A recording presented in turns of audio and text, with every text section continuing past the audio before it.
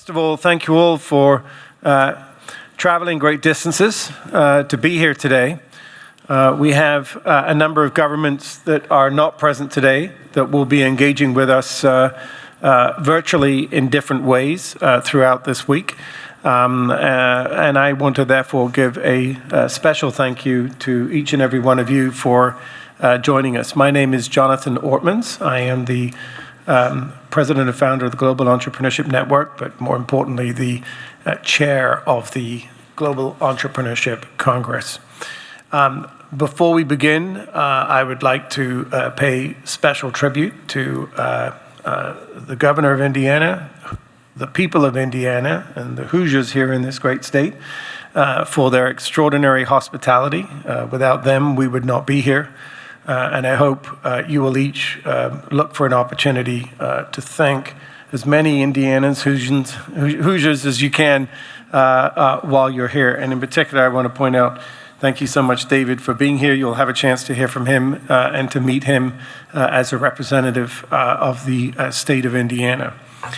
I also wanted to thank the staff and team who've put this together, particularly Matt Smith on our team, but all of the team at the International Center and otherwise that here in Indiana that have made this possible.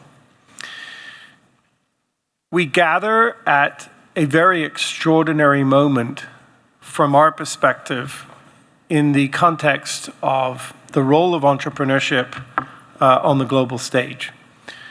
In front of you is a little description about this room. Traditionally at the Global Entrepreneurship Congress, we've always had a ministerial. We've also had a discussion among staff called the Startup Nations Summit, namely many of the more junior staff coming together, the people who actually do the work often, coming together to work on the dimensions. But this room has been symbolic for us. As you can tell with the symbol and the compass, we call it, of the Global Entrepreneurship Network and this table of the importance of global collaboration. And I think never before in all of the 15 years that we've been doing this has this concept been more important. As we all know, our world is facing some pretty significant trends. First of all, we're seeing, of course, the rise of AI. And I'm very, very proud to say that I was in Algeria last December with the Minister of Startups here from where I was very impressed to see that their ministerial for African continent almost exclusively focused on AI. And it was very impressive to see public sector leadership in understanding not just the pitfalls, but more importantly, the opportunities that lie ahead. I think perhaps more important, though, is this trend towards deglobalization. The fact that we're seeing many nations of our world somewhat become more the rise of nationalism, a sense of isolationism emerging in many of our economies. And at the Global Entrepreneurship Network, we've been very proud to be working in nearly 200 countries for 15 years. And in that period of time, you build up a lot of trust among people who have a lot in common because they care about creating things, building things, being part of helping people figure out new ways of creating companies and solving problems. And as a result, that trust is a little bit under attack right now in the sense that there is a sincere challenge in front of us. The good news is that we believe that the entrepreneurs and the ecosystems that support them are an excellent remedy to this challenge. In that I often say to the people that come to this Congress, you could leave your passport in the door, pick up any passport on the way out, and you would fit back in that person's community. This is a very common culture of people that like to build, create, and find answers and solutions, and often doing it irrespective of national boundaries, which we consider to be porous to innovation. And so we challenge governments around the world to be bold, to take the leadership role, like I was mentioning in Africa on AI, but to take a very forward-thinking advanced thinking about how do we lead a global entrepreneurial ecosystem that thrives, allows our societies to prosper, allows our companies to be created and grow, irregardless of some of the challenges our world faces at the geopolitical level. There are many things that we can be doing to create that positive force and growth in the global economy as a global ecosystem. And this event, commencing with this ministerial, will, of course, be set with this target of by 2035, what is it we should be doing over the next 10 years to have a very thriving, very efficient, and very, shall I say, counter to the geopolitical trends force in play across our world. So it's with that context that I wanted to kick off this discussion and encourage you all to be thinking about how does, it's not a political statement, it's more a statement of how do we build an even more robust global entrepreneurial ecosystem that ultimately, at the end of the day, is strong enough to withstand any of the challenges that come, whether they're about tariffs or immigration or some of the other geopolitical concerns that we have, any things that drive distrust between our nations. One thing that should always be building trust among our peoples and our leaders should be their entrepreneurs. We consider them the new diplomats. With our partners in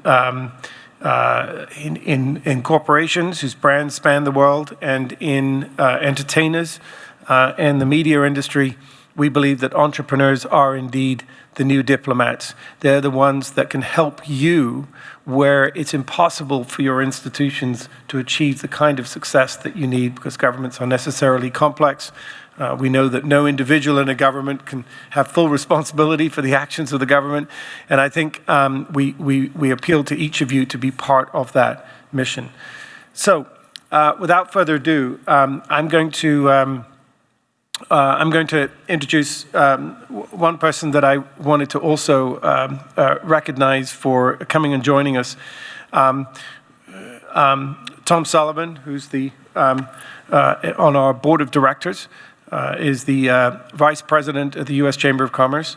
But most importantly, I wanted to make sure that you met Tom and we had a couple of words from Tom because we, from the U.S. government perspective, Tom used to be in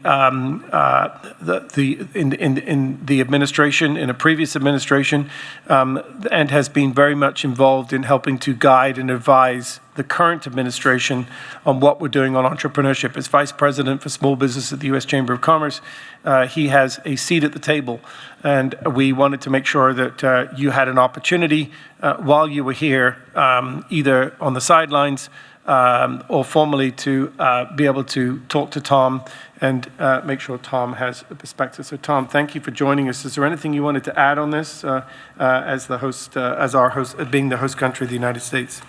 Well, thank you, Jonathan. It's an incredible honor to take part in this session. At the U.S. Chamber of Commerce, we have 130 American chambers of commerce throughout the world, 30 bilateral business councils where I work.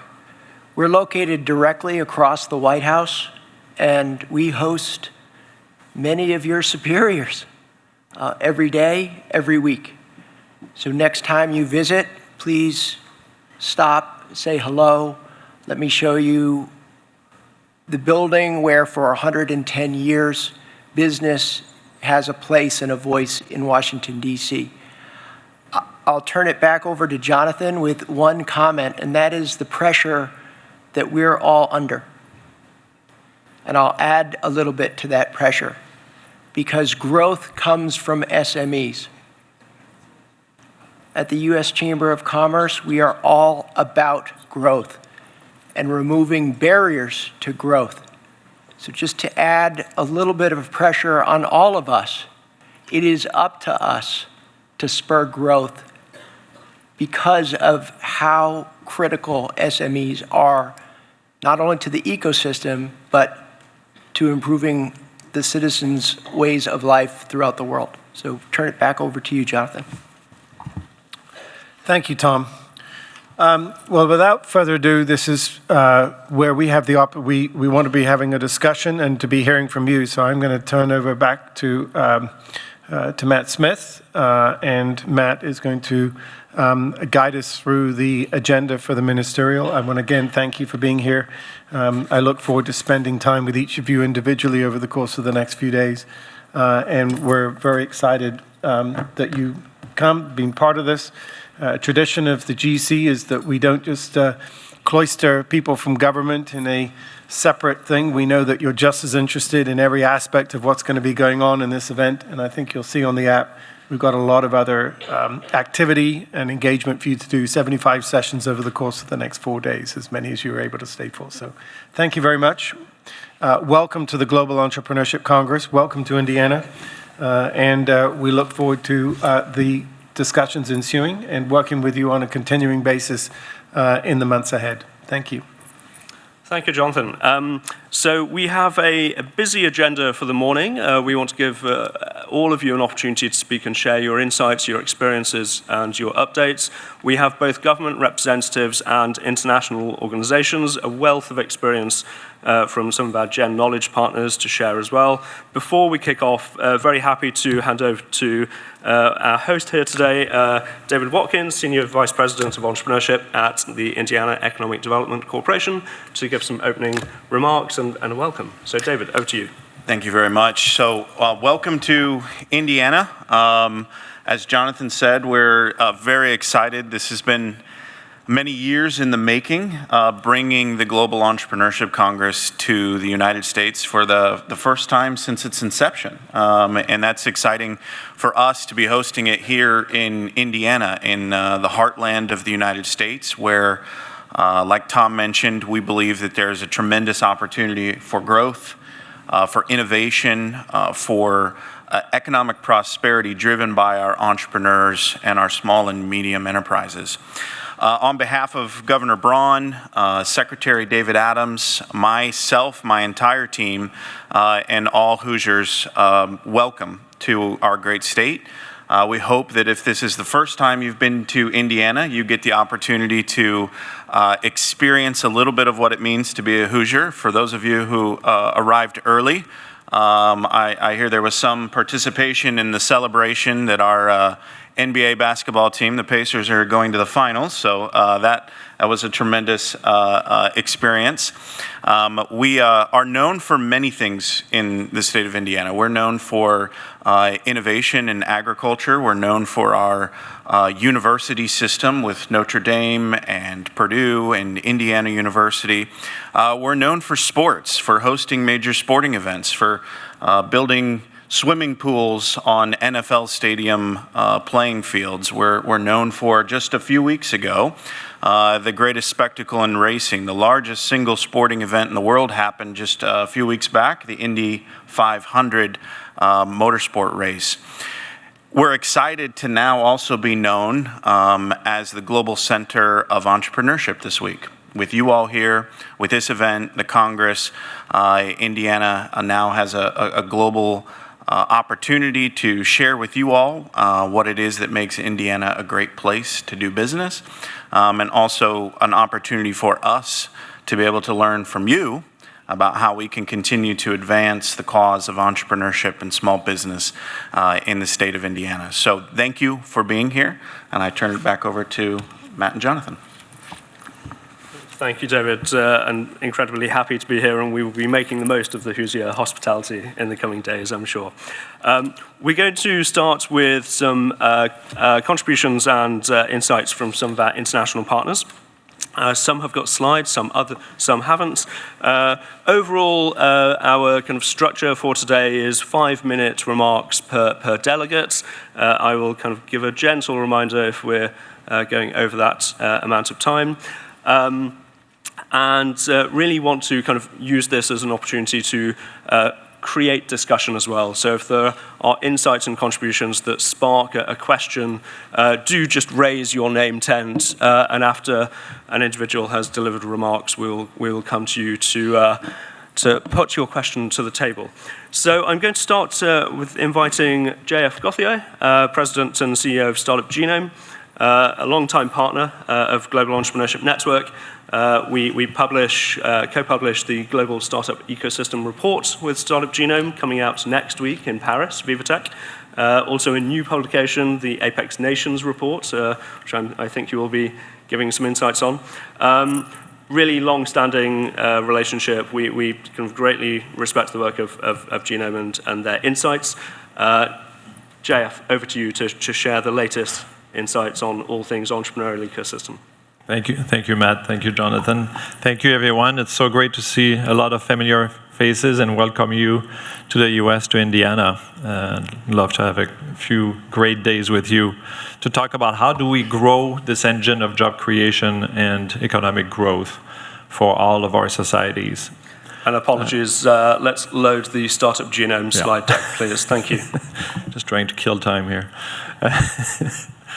And so so you know our global entrepreneurship, our global startup ecosystem report, which question is, if you're a startup founder, where should you go to maximize your chances of building a big, high-performance startup?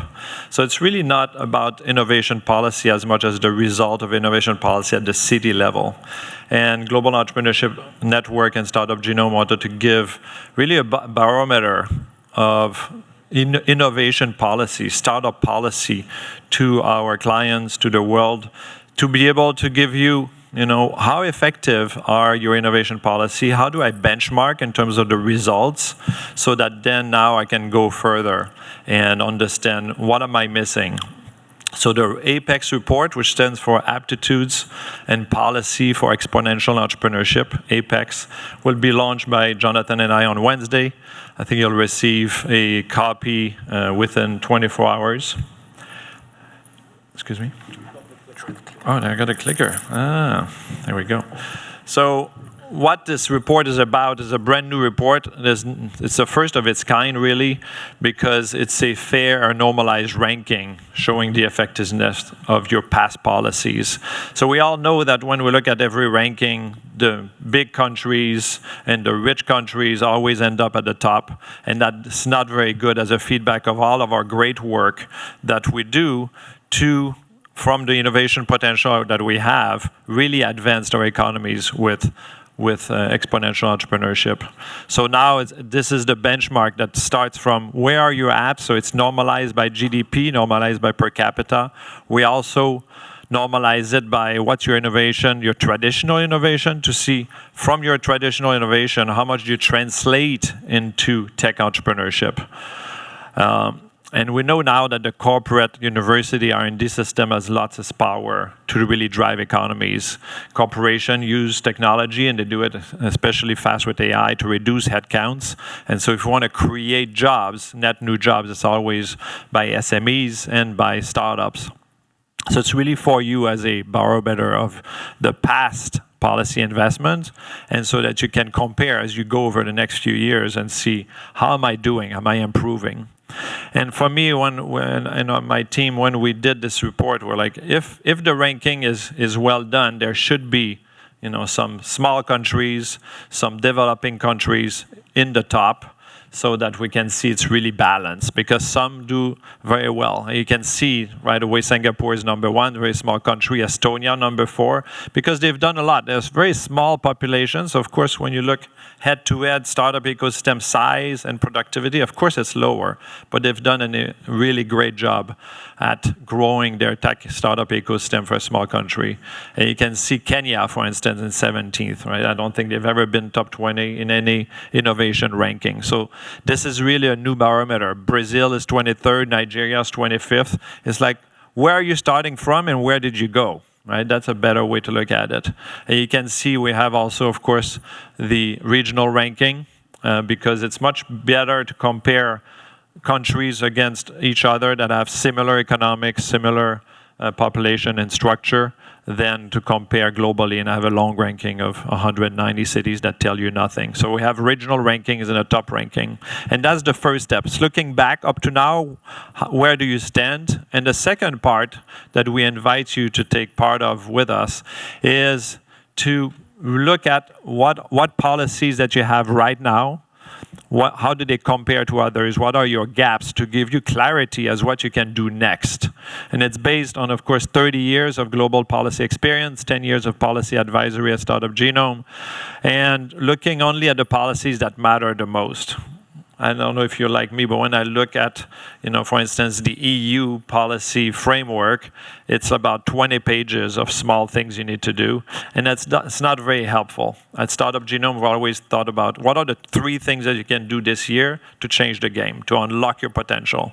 So we're going to be able, with this policy benchmark, to identify the critical gaps, and then prioritize them, and finally look at best practices around you to be able to help you design something that is tailored for your situation. So please contact us for this. This is the next step, and we want to do this within the next 6 months, and we need to start. And of course, in order to understand what you've done, we need to talk, and we need to have someone, an expert, help us through your policies that are currently implemented. Of course, then we switch to AI, and we know that AI is going to displace a lot of jobs. And all the big institutions say there's going to be a lot of lost jobs eliminated and displaced, and a lot will be created. And we agree with that. But of course, the problem is that the creation of jobs usually is very concentrated. And when you look at the main policies that governments are invested in, it's really infrastructure, right? Supporting corporations, research, and universities. And it's all very important, but all of this money goes to increased productivity, reducing headcounts by corporations. And the other thing we don't necessarily like a lot, and of course all of this work is very important, you need to transition your whole economy, maintain competitiveness, but a lot of this money goes to the US, right, to Microsoft, NVIDIA, Google, OpenAI. And on the other side, you can invest in your startup ecosystem, in your AI, entrepreneurial AI ecosystem, and we see very little money going there. Right? We see $2 billion in infrastructure, and $50 million in entrepreneurial AI and startups. And we want to change that, right? Reserve 25, 50%. Your impact's going to be a lot higher if you invest in entrepreneurial AI, because that money goes into your local people, hiring local people to create jobs that are future-proof for your country. So this is a new framework also that we're creating so that the concentration of AI, if you look at this chart, it's riveting, right? It's scary, which you see that the United States, 80% of the money going into AI startups goes to the US. China, another 9%. Now we're at 90%. And this is a really good proxy for future job creation. So if we don't do something together, and that's what Startup Genome's mission and Jen's mission has always been, is to really spread the development of startup ecosystems so job creation happens everywhere and no one is left behind. And we need to work together. And we've been creating then a policy advisory, a leadership council, so that we have the top ecosystem in the world that have already been acting, and to identify what are they doing, is it working with the data. We like to keep everybody honest because we have the data. And Josh Lerner from Harvard Business School, head of entrepreneurship faculty, Thomas Hellman from Oxford, and we take the top, some of the best policymakers we know to work with us to identify those policies and create frameworks so that you can accelerate because of that. Because we're in June 2025. I know all your budget processes are starting soon. If we don't have a good framework to help you enact and really budget a good amount of money for entrepreneurial innovation for 2026, now you're starting in 2027, 4 years after ChatGPT, it starts to be slow. And I remind you, the early movers are those that reap the most benefits. If you think about the computer era, right? Taiwan, Korea, Singapore invested very early and went from poor economies to really rich economies. Israel did that in 1994, 2 years after Netscape. This is the third era of exponential growth of startup ecosystem. Let's seize it together. And it's about acting quickly. Don't have to act big, but we need to act quickly. So I invite you to contact us to start the work. Thank you. Thank you, JF. And we'll be sure to share the links to the Global Startup Ecosystem Report and the Apex Nations Report in our follow-up emails and messages to you. I just wanted to say tomorrow morning with Josh Lerner, we have a session on AI policy, if you want to join. Thank you. So I'm going to move across. Arlette, would you like to deliver some remarks? Arlette is head of entrepreneurship unit at UNCTAD, covering enterprise development, the Emprotech centers, and other activities. Arlette, over to you, please. Thank you very much, and good morning, Excellencies, ladies and gentlemen. It's really a pleasure being here at this year's GEC, and I want to thank Jonathan Ortmans, Matt, the United States for hosting us, and the state of Indiana. Thank you so much, and for having organized this very timely meeting. And I think, Jonathan, I don't need to repeat, I agree with everything that entrepreneurship is so important, and to find a positive and a thriving drive to what we can do this week. Now, I will be addressing further some points on AI and entrepreneurship tomorrow, so I will not go too much into that now. However, I would like to give some insights of what we have been doing at UN Trade and Development. Last week, we issued key statistics and trends in trade policy, including in mapping trends. And this is very important as it can help and guide policymakers in how to move forward in a quite unstable world at the moment that can affect a lot entrepreneurs, global value chains, and so on. So as we see it, the global economic growth is expected to decline further, with a forecast slowdown to 2.3% in 2025, and this signals potential recession risks. Hence, this meeting is very important to discuss how we can further support the global entrepreneurship ecosystem, SMEs, who, as we always say, are the backbone of economies, and startups who are front drivers of innovation and job creation. In April, 2 months ago, we issued our 2025 Technology and Innovation Report, which focuses on AI, and in which UNCTAD projects for the AI market to hit $4.3 trillion by 2033. In 2023, AI was 7%, and we predict it to be at 29% of all frontier technologies by 2033. Here at UNCTAD, we are concerned about the risk of deepening and widening divides with AI development concentrated in a major economies and firms. Just to share a figure of what we're talking about, today's AI landscape is shaped by multinational tech giants. If we name a few, like Apple, NVIDIA, and Microsoft, each have a market value of around $3 trillion, rivaling the GDP of the entire African continent. And here you can see already the important role AI starts taking. At UNCTAD, we call for global cooperation and expand the involvement in AI beyond the G7 to ensure an inclusive progress. We believe that countries should upgrade the infrastructure, promoting open data and resources, and build AI literacy. And as I mentioned, tomorrow I will be talking more about, among others, AI literacy and the infrastructure that is required. In July, we will publish the 2025 World Investment Report that analyzes digital multinational enterprises in digital development. We will also come out with our usual investment figures per country. Now, we have also done research recently on the de-risking investment for sustainable development. We feel that mobilizing private sector finance is essential, with foreign direct investment playing a pivotal role. However, private investment in developing countries, and especially in LDCs, faces significant challenges due to heightened real and perceived risks. And here we offer in our report policy recommendations to enhance the role of political risk insurance, ensuring it contributes more effectively to sustainable development. Mobilizing private sector finance is critical, with foreign direct investment playing a vital role. Now, to come back to startups in particular, we have increased policy support to developing countries, as well as capacity building in the entrepreneurial area. And we stand ready this week to meet further with you, and should you be interested in how the United Nations can further assist you.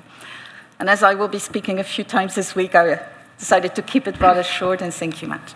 Perfect. Thank you, Arlette. And Jen, we were very happy to be in Geneva back in September, feeding our joint Youth Business International Youth Entrepreneurship framework into updated guidance on the youth entrepreneurship support and policy guidance from UNCTAD, which I believe is still the most downloaded of all the UNCTAD reports and frameworks.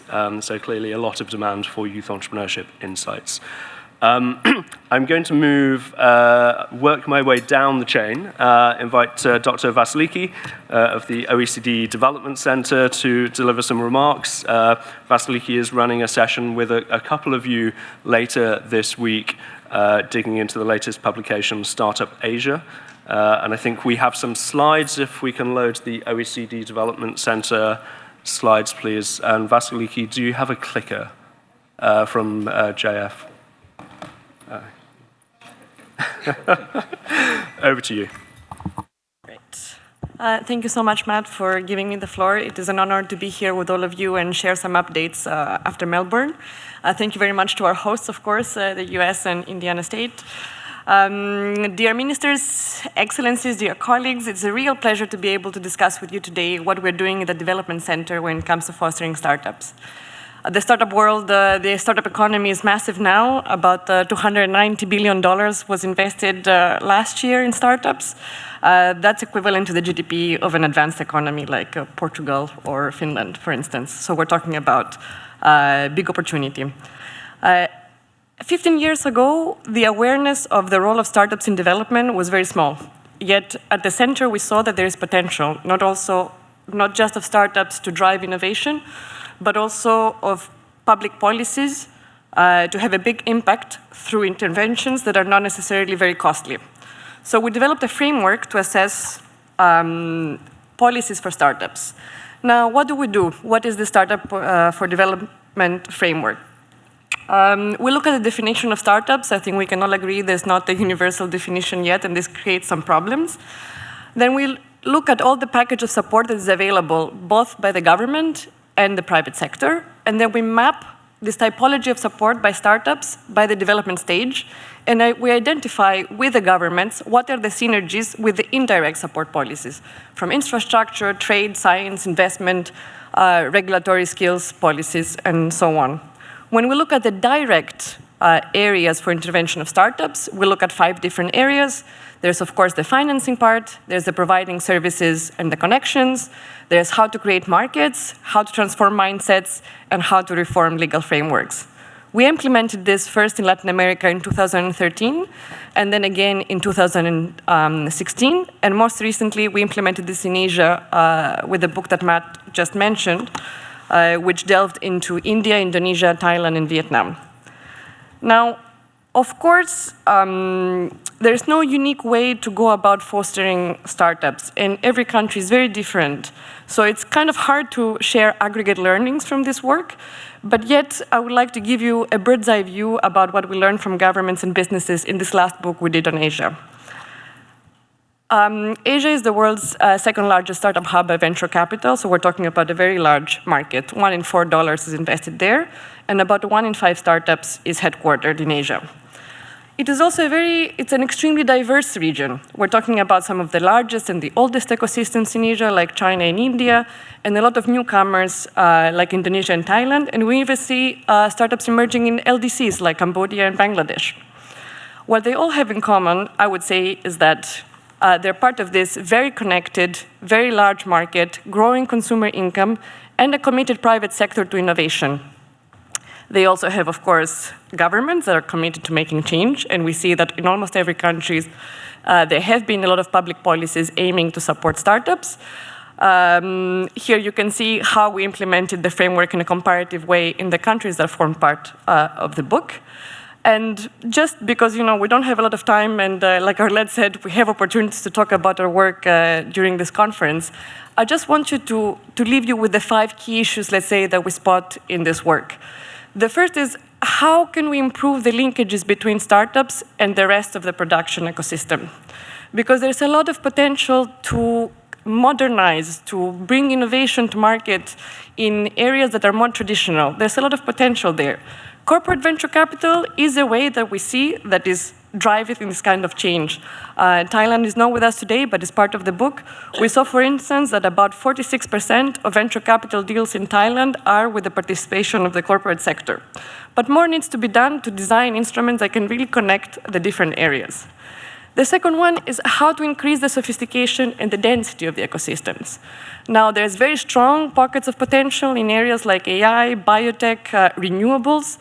But when we look at the aggregate trends, we see that most of the venture capital still goes to sectors that seek the market in developing economies, like e-commerce and fintech. Third, how can we make the opportunities more widely available? Still, in Asia, only about 15% of startups had at least one female founder. 19% was the global benchmark, which is still, I think, low. And then how to bring opportunities away from the capital cities in the regions. The fourth one is how can we ensure that resources are at the same level as ambition. We're talking this with the delegate from Uruguay, Sara, earlier. There's a lot of instruments sometimes in countries, but the budget is dissipated. Or there's budget for startups, but not a lot for R&D. So you're creating bottlenecks in the ecosystem. And then the final one is how can we make sure that startup agendas are part of the wider vision and not an add-on or an afterthought? How can we bring them to the center of the economic transformation agenda? I will stop here and looking forward to the discussion. Thank you, Matt. Over to you. Thank you, Vasiliki. And you are running a session, I forget when, tomorrow? It is tomorrow at 11:15. Perfect. With, I think, Dr. Maliki and Dr. Khan and others. So you're welcome to participate and learn more there. And again, I think we have a Startup Asia link that we can share with delegates afterwards.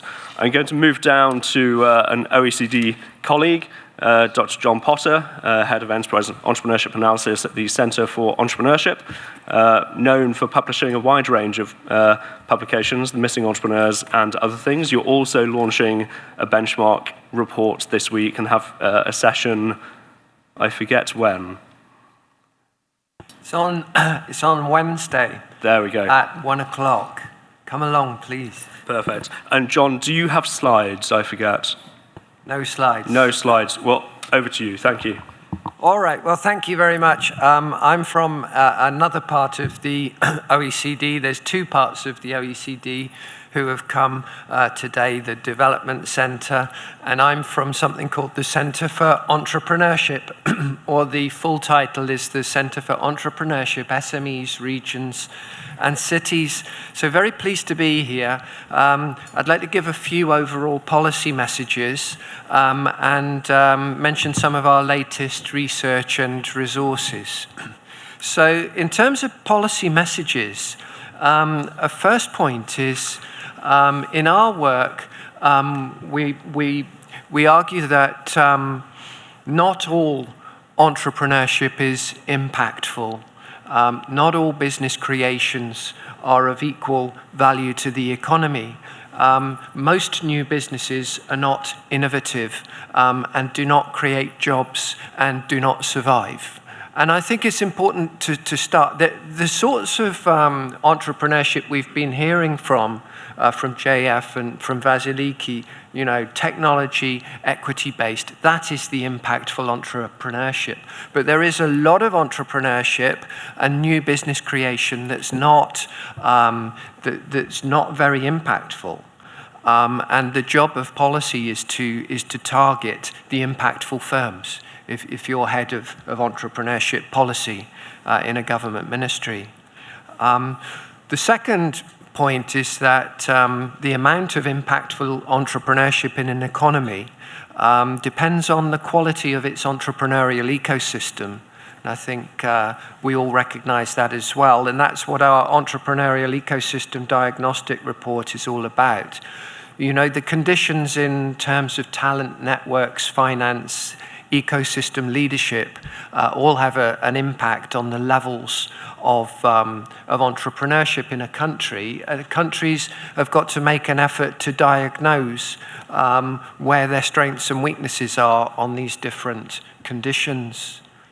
A third point is that high potential startups also need some direct support not just the ecosystem framework conditions to be right, but some targeted finance and advice.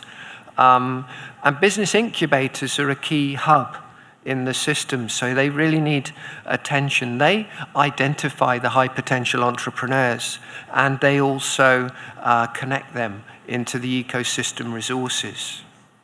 And then to echo my colleague Vasiliki, there's often untapped potential in impactful entrepreneurship beyond the traditional entrepreneurship policy clients.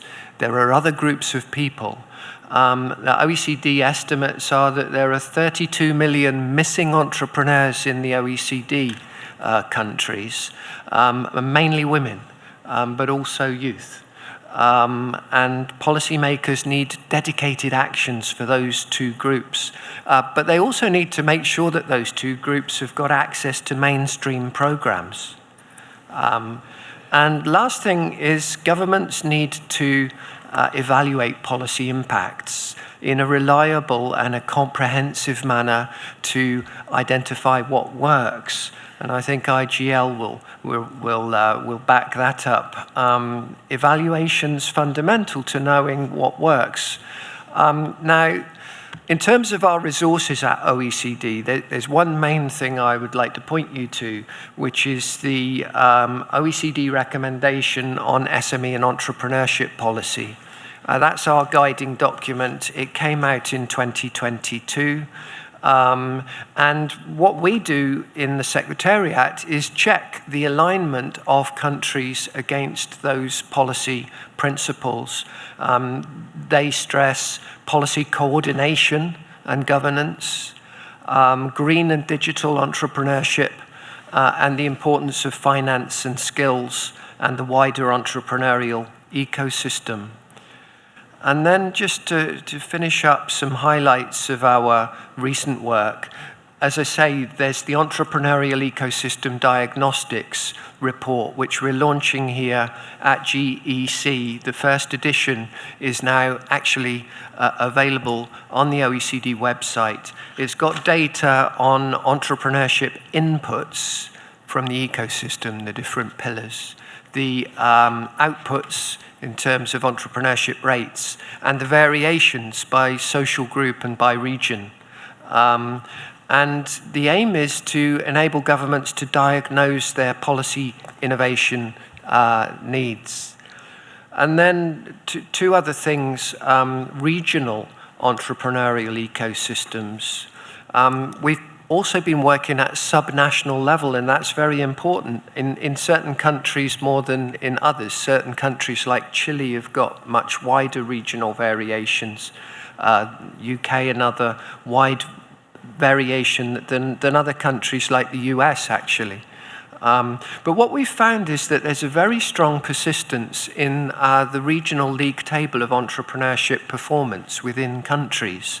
And that the regional ranking of which region has got the highest startup rate within a country is very stable over even 100 years. And it's influenced by differences in the regional entrepreneurial ecosystem quality that remain and persist. And it implies that you need to be in it for the long term to change these things. Last thing, the OECD framework for the evaluation of SME and entrepreneurship policies and programs, 2023, it sets out how to achieve reliable policy evaluation. And following that up, we set up an international entrepreneurship policy evaluation discussion network. We've got quarterly webinars. You're invited to join. Thanks. Thank you, John. So again, we'll share some resources and encourage you to engage and participate in the workshop taking place later this week. On a very similar note, we're going to hand to our next international expert organization, Innovation Growth Lab, Dr. Albert Bravo-Biosca, Executive Director, working with governments across the world to aid experimentation in policy design and delivery. So Albert, over to you. Thanks, Matt, and thanks all for having us here. I have, 2 slides that hopefully will be Yes, if we can load the slides, please. I will also note that we have, thanks to the magic of technology, implemented a countdown clock on the screen that will start at five minutes. So do please be mindful of this, and if it reaches 0, I've not been able to get it to do a nice loud alarm, but that is the point at which I will interject to kindly invite you to wrap up remarks. So Albert, please. Hopefully the 2 slides I should have enough with 5 minutes at least. That was the intention. So thanks for having me here. AGL is a global policy lab for more impactful entrepreneurship, innovation, and productivity policies. We are a global collaboration with many governments and agencies from around the world that are interested in this agenda and that help shape and drive and collaborate with us to advance this mission. And what makes us, one of the things that makes us unique is that we sit at the intersection of the policy world, but also the research world. We have a research network with over 250 researchers from around the world, and a scientific committee with some of the greatest thinkers in the entrepreneurship policy space, people like Joshi Lerner from HBS, Scott Stern from MIT, and others. And part of our role as AGL is to bring those two communities together to ensure that the work that all of you are doing is informed by what the latest academic research, but also to ensure that the research that all the researchers are doing actually have as much impact, is as useful as it can be to the work that you are doing. We are a strong believer that effective organizations, programs, and policies are agile, are experimental, are data-driven, and are evidence-based. And that's, as AGL, our role is basically to work with governments around the world to help advance towards this direction. Given that I only had 3 minutes, I only have basically 1 slide, and I just wanted to basically ask a question and reflect on a question, which is, how do you ensure that the policies, the programs that you do have the highest return on investment, that they are as effective as they could be? So if we think about how most governments traditionally develop policies, they'll have a policy challenge, they'll convey a group of civil servants with some external experts, maybe a little bit of a voice of industry, to identify and design a program. And they will develop the policy, a program, and at some point one of you or one of your colleagues will stand up in a podium and will announce, and we had this challenge, here is our our new program that will fix this challenge. Typically, this is done without a small-scale testing. This is done with one design and basically the hope that it will work. I call this the hope strategy. So, or it could be the high-risk strategy, and high-risk politically and financially. Politically, because you may announce and may put all your eggs in one basket, and actually the policy doesn't work, which financially, spending a lot of money in a policy that doesn't work in a world of budget constraints is not a good investment. So what is the alternative? The alternative is to embrace what some people a test and learn approach, a more experimental approach. One that means that is involved starting small, testing and experimenting with different strategies, different designs, evaluate well and learn what works, and then scale it up. Some of this test and learn mentality applies to big questions. Should I give money to startups, and how much money should I give? Does this work? Yes, no, and you can experiment with that, and some countries are doing it. Some of that is very much more on the operational end of the spectrum. We know that policies fail, sometimes because they are badly designed, but very often because they are badly executed. And not with bad intentions, but there are a lot of small choices that actually determine what impact the policy will have. So you could also think about applying this test and learn mentality at, for instance, if you're doing entrepreneurship training, asking yourself what content is more effective at training entrepreneurs. Which of the 20 or 30 or 50 different curriculums does work better?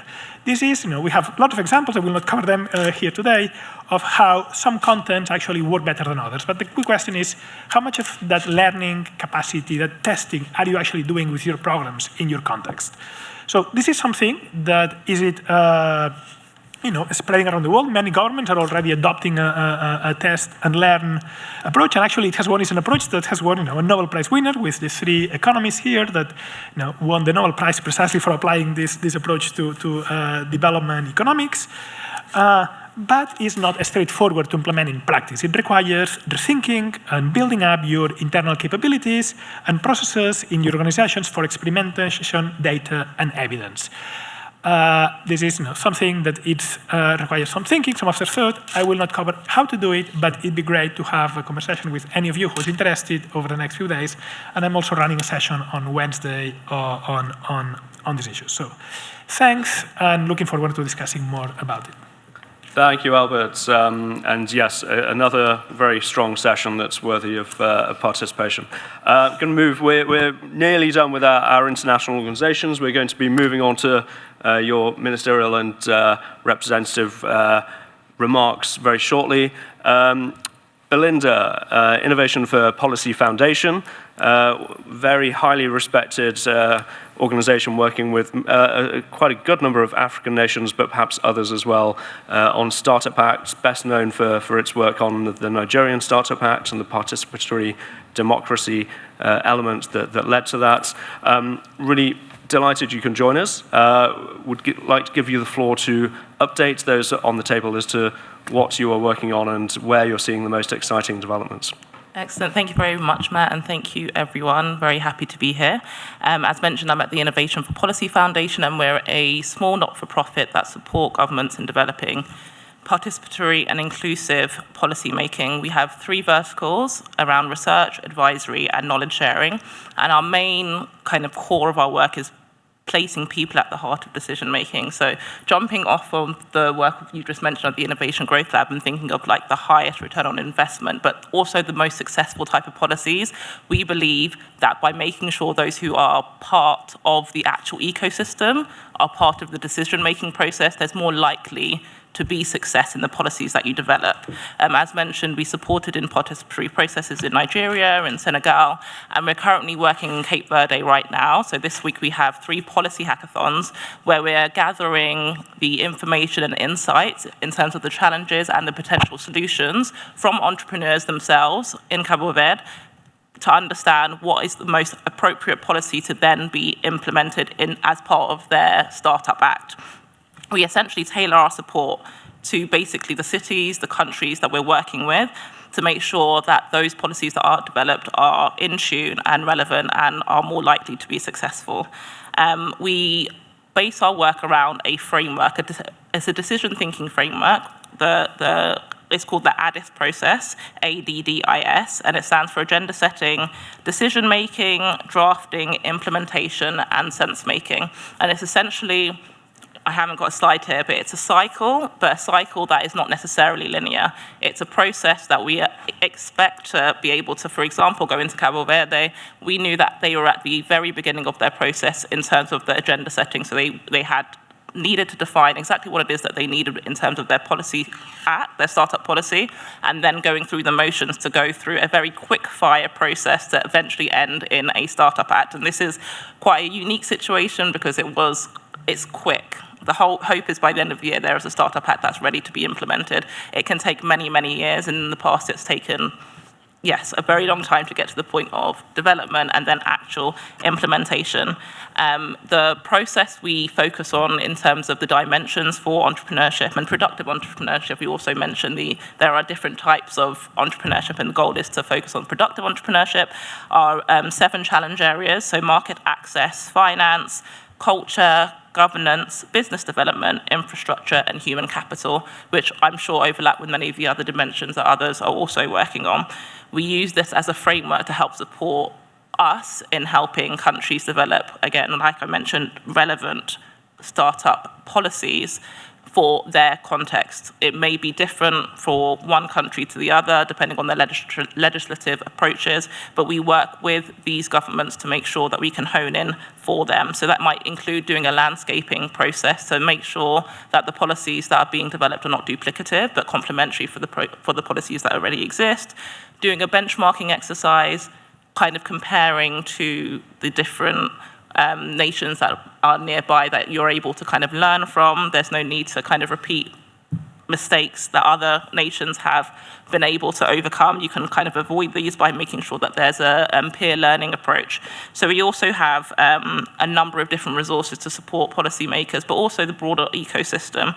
The main one being ecosystem.build, where it's a collaborative platform which includes resources not just from the Innovation for Policy Foundation, but from our partners as well. So for example, Smart Africa, which include a number of documents and frameworks to support policymakers in developing policies for their entrepreneurship space. We've also launched in collaboration with the Alan Gray Centre for Africa Entrepreneurship, which is attached to Stellenbosch University, the first or the inaugural index based on African economy. So it's the Africa Entrepreneurial Ecosystem Index. So I'm very, very interested to hear of the launch of the different indexes and frameworks that are also coming out, because I think that there's a need for collaboration, ensuring that the work that we're doing is working together and in sync, so that we don't create a situation where there's a misunderstanding of what should be used. I think these are all complementary, and we need to make sure that we're amplifying each other's voices to ensure that that's happening. I have a session tomorrow that is based around a very quick fire Building Startup Act tomorrow at 2 p.m. It'd be great for anyone who's interested to either come to the session or connect with me so we can have more conversations around how we could support you develop inclusive, relevant policies for your startup ecosystems. I'll stop it there, and yeah, please reach out. Perfect, thank you. As you can see, there are a wealth of interesting sessions lined up, and probably, unless you can split yourselves in half, probably too many for all of you to attend, sadly. But all of them are being recorded and will be available afterwards as well. And we are experimenting with AI summaries of our sessions this year, which I'm assured is a modern, innovative development that will result in some pithy, insightful conclusions from our sessions. Last but absolutely by no means least of our international organizations, delighted we can be joined by Sushil Ram, Senior Advisor on all things youth entrepreneurship at Commonwealth Secretariat. Recently had the Trade Summit in London, annual gathering, and I know working very closely with Arlette and others on youth entrepreneurship activities. Please, Sushil, over to you. Thank you, Matt, distinguished ministers and delegates. It's a pleasure, although also an honor to be here in this ministerial session, and thank you, Jen. Not only for this opportunity, but for also convening the ministerial session here. For those who may not be familiar with the Commonwealth, I see a lot of our member states here. The Commonwealth is an intergovernmental organization of 56 member states. In terms of entrepreneurship, I think for us, for the Commonwealth, entrepreneurship is not just about driver of economic growth. We see entrepreneurship more as a pathway to opportunity, a pathway for innovation, and for inclusive development. And this is very critical for us, particularly given the marginalized communities in the Commonwealth, and also the high proportion of young people and women who need this opportunity. So we see entrepreneurship in that sense. And I think earlier the President of GEN did mention about some of the challenges we have in this world, whether it be climate change, inequality, or the technological disruption. And all these challenges, we believe, demand bold, entrepreneurial sort of solutions. And this is where entrepreneurship will deliver on some of those resilience that our countries need, on digital innovation, and of course on sustainable enterprises. The Secretariat, the Commonwealth Secretariat, focuses its work on supporting our member states through technical assistance, and the key area of our technical assistance is on policy development or strengthening of policy environment for our member states. And we do this work in partnership with a number of international organizations, but also with the countries themselves. And beyond providing technical assistance to our member states, we also support our member states in terms of developing the capacity of the SMEs in terms of their access to finance, in terms of markets, and also facilitating access to funding for them. The other area that we focus quite a lot on is in terms of creating platforms for our young, particularly young entrepreneurs to come together. This will provide them an opportunity to not only network, but also to collaborate. And I think we all present here have a very similar vision. Our intent is the same. And the reason why I'm very excited about this week's events is we are looking forward to building collaboration and partnership. We have developed a very good partnership with GEN, with UN Trade and Development, and what I'm looking forward to in this 3 or 4 days is if I can develop that partnership, that collaboration with the other organizations that are here, because we have similar agenda. And with this partnership, we would be able to support our member states much better. So once again, Jen, thank you for this opportunity, and I'm looking forward to the discussion over the next few days, and also in terms of exploring how we can work together to support our member states. Thank you. Thank you, Sushil, and yet another partnership that Jen greatly values. I think we've spent a good amount of time digging into some of the insights of the international organizations here. It's very clear that there is a wealth of information, resource, and support, and a willingness to work with any and all nations to advance your entrepreneurial ecosystems. We will overload you with resources and links from these international organizations to make sure that you are equipped with all the latest insights, tools, and guidance to strengthen your ecosystems. And if you haven't already made connections and scheduled bilaterals, we are very happy to continue facilitating those over the duration of this event. We're going to move on to ministerial remarks. We have through till 12 p.m. Before we move through to lunch. Again, we're inviting each of you to limit remarks to 5 minutes.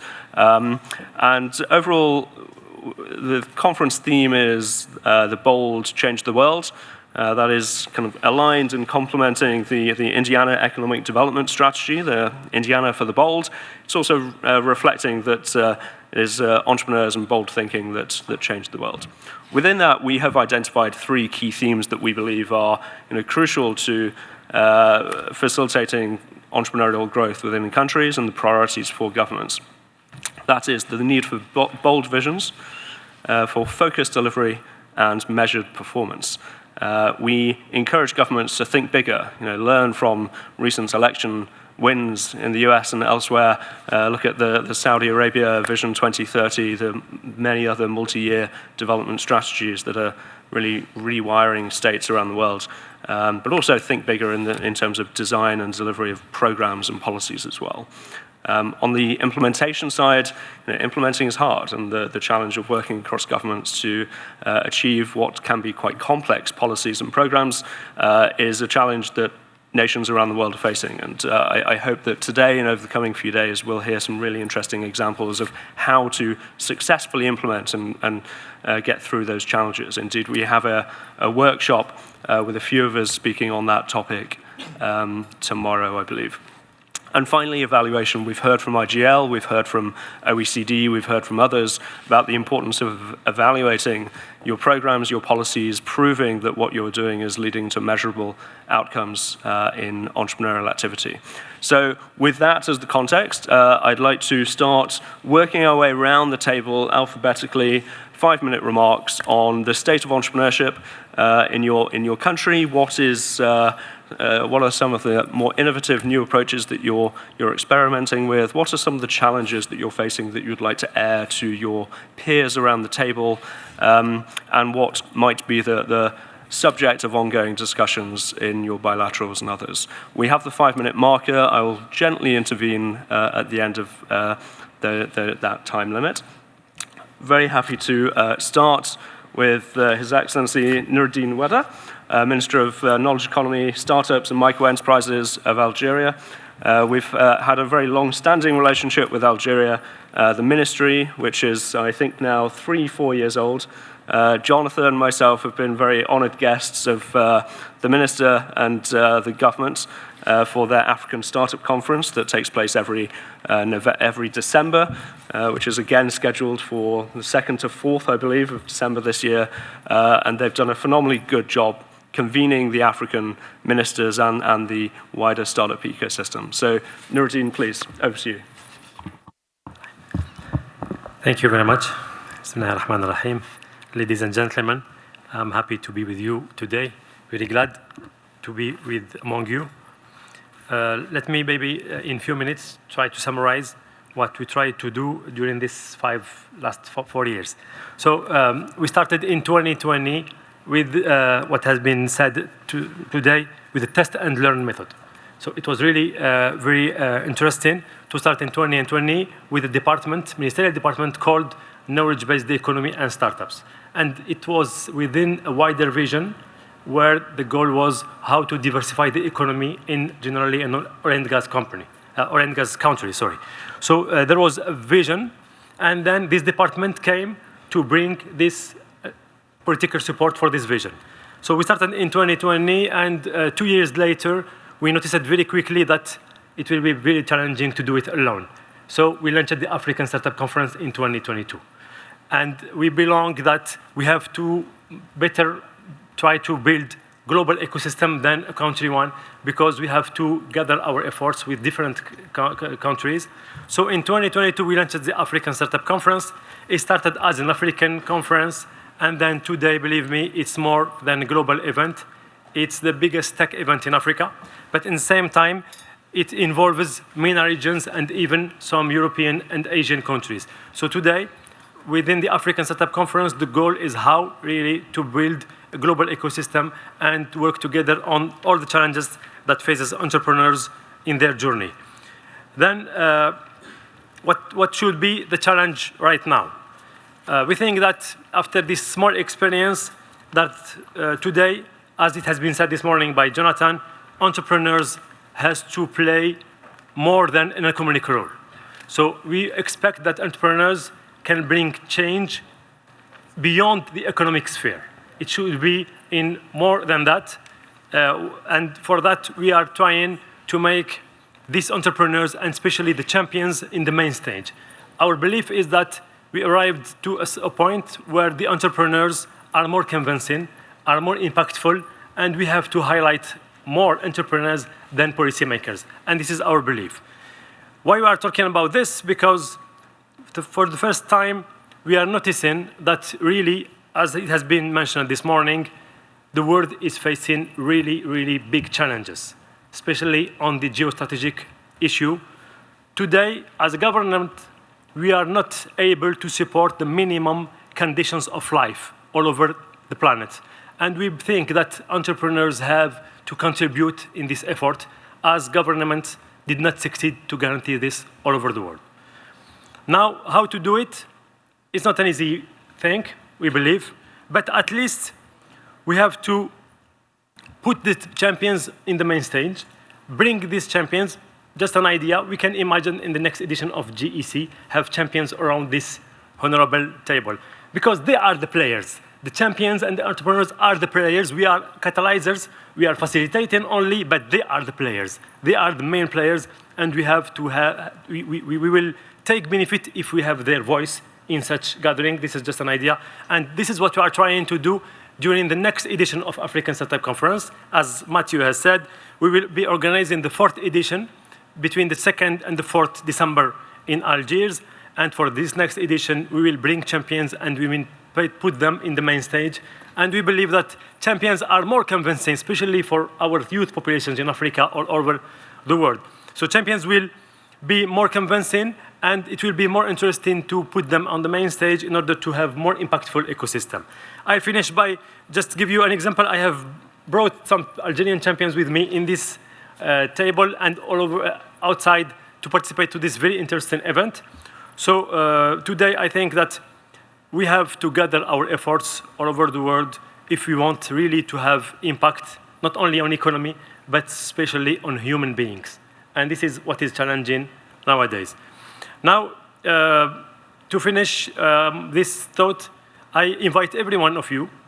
African Startup Conference today is not African, it's only African by name, but today it involves a lot of countries, and we had the pleasure to welcome each year the top management of GEN, and it was a pleasure to exchange and show how can we together go far and go faster in this very, very challenging environment which is built and healthier and impactful ecosystem all over the world.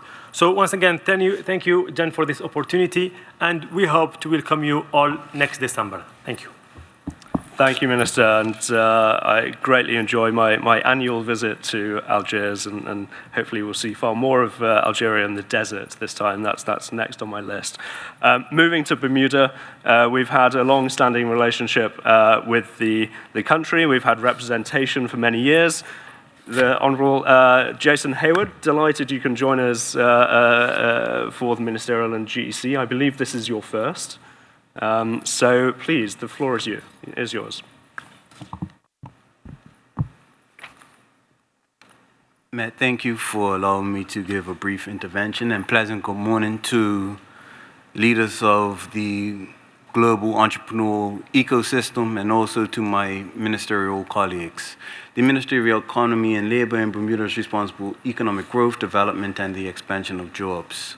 As a result of that, we put together an economic development strategy which charts out a pathway for diverse economic growth across multiple industrial sections. A key pillar of that strategy is improving our entrepreneurial ecosystem and supporting small and medium-sized enterprises.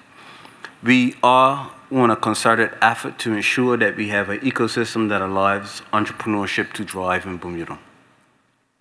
We recognize that success comes from those startups that have proper support, and so we've increased our capacity for providing incubator and accelerators within the country, both in the public sector and the private sector. And we recognize that we provide, those incubators and accelerators provide us an ecosystem that allows businesses to succeed, and it provides them to build capacity and have the necessary support through their startup years. We also recognize that entrepreneurship has to begin with our youth. As a result of that, we've put in place youth entrepreneurial programs that connect entrepreneurs with our young people, but also our young people with the concepts and the tools in order to develop some of their concepts into businesses. We do that through a series of school interventions, webinars, and workshops. We also run summer school entrepreneurship programs for our young persons. In the country, we've also expanded our economic empowerment zones. We recognize that economic empowerment zones are good hubs for supporting entrepreneurial growth, and as a result of that, we've worked hard to expand the number of economic empowerment zones we have. That also leads to local economic growth and also urban revitalization within Bermuda.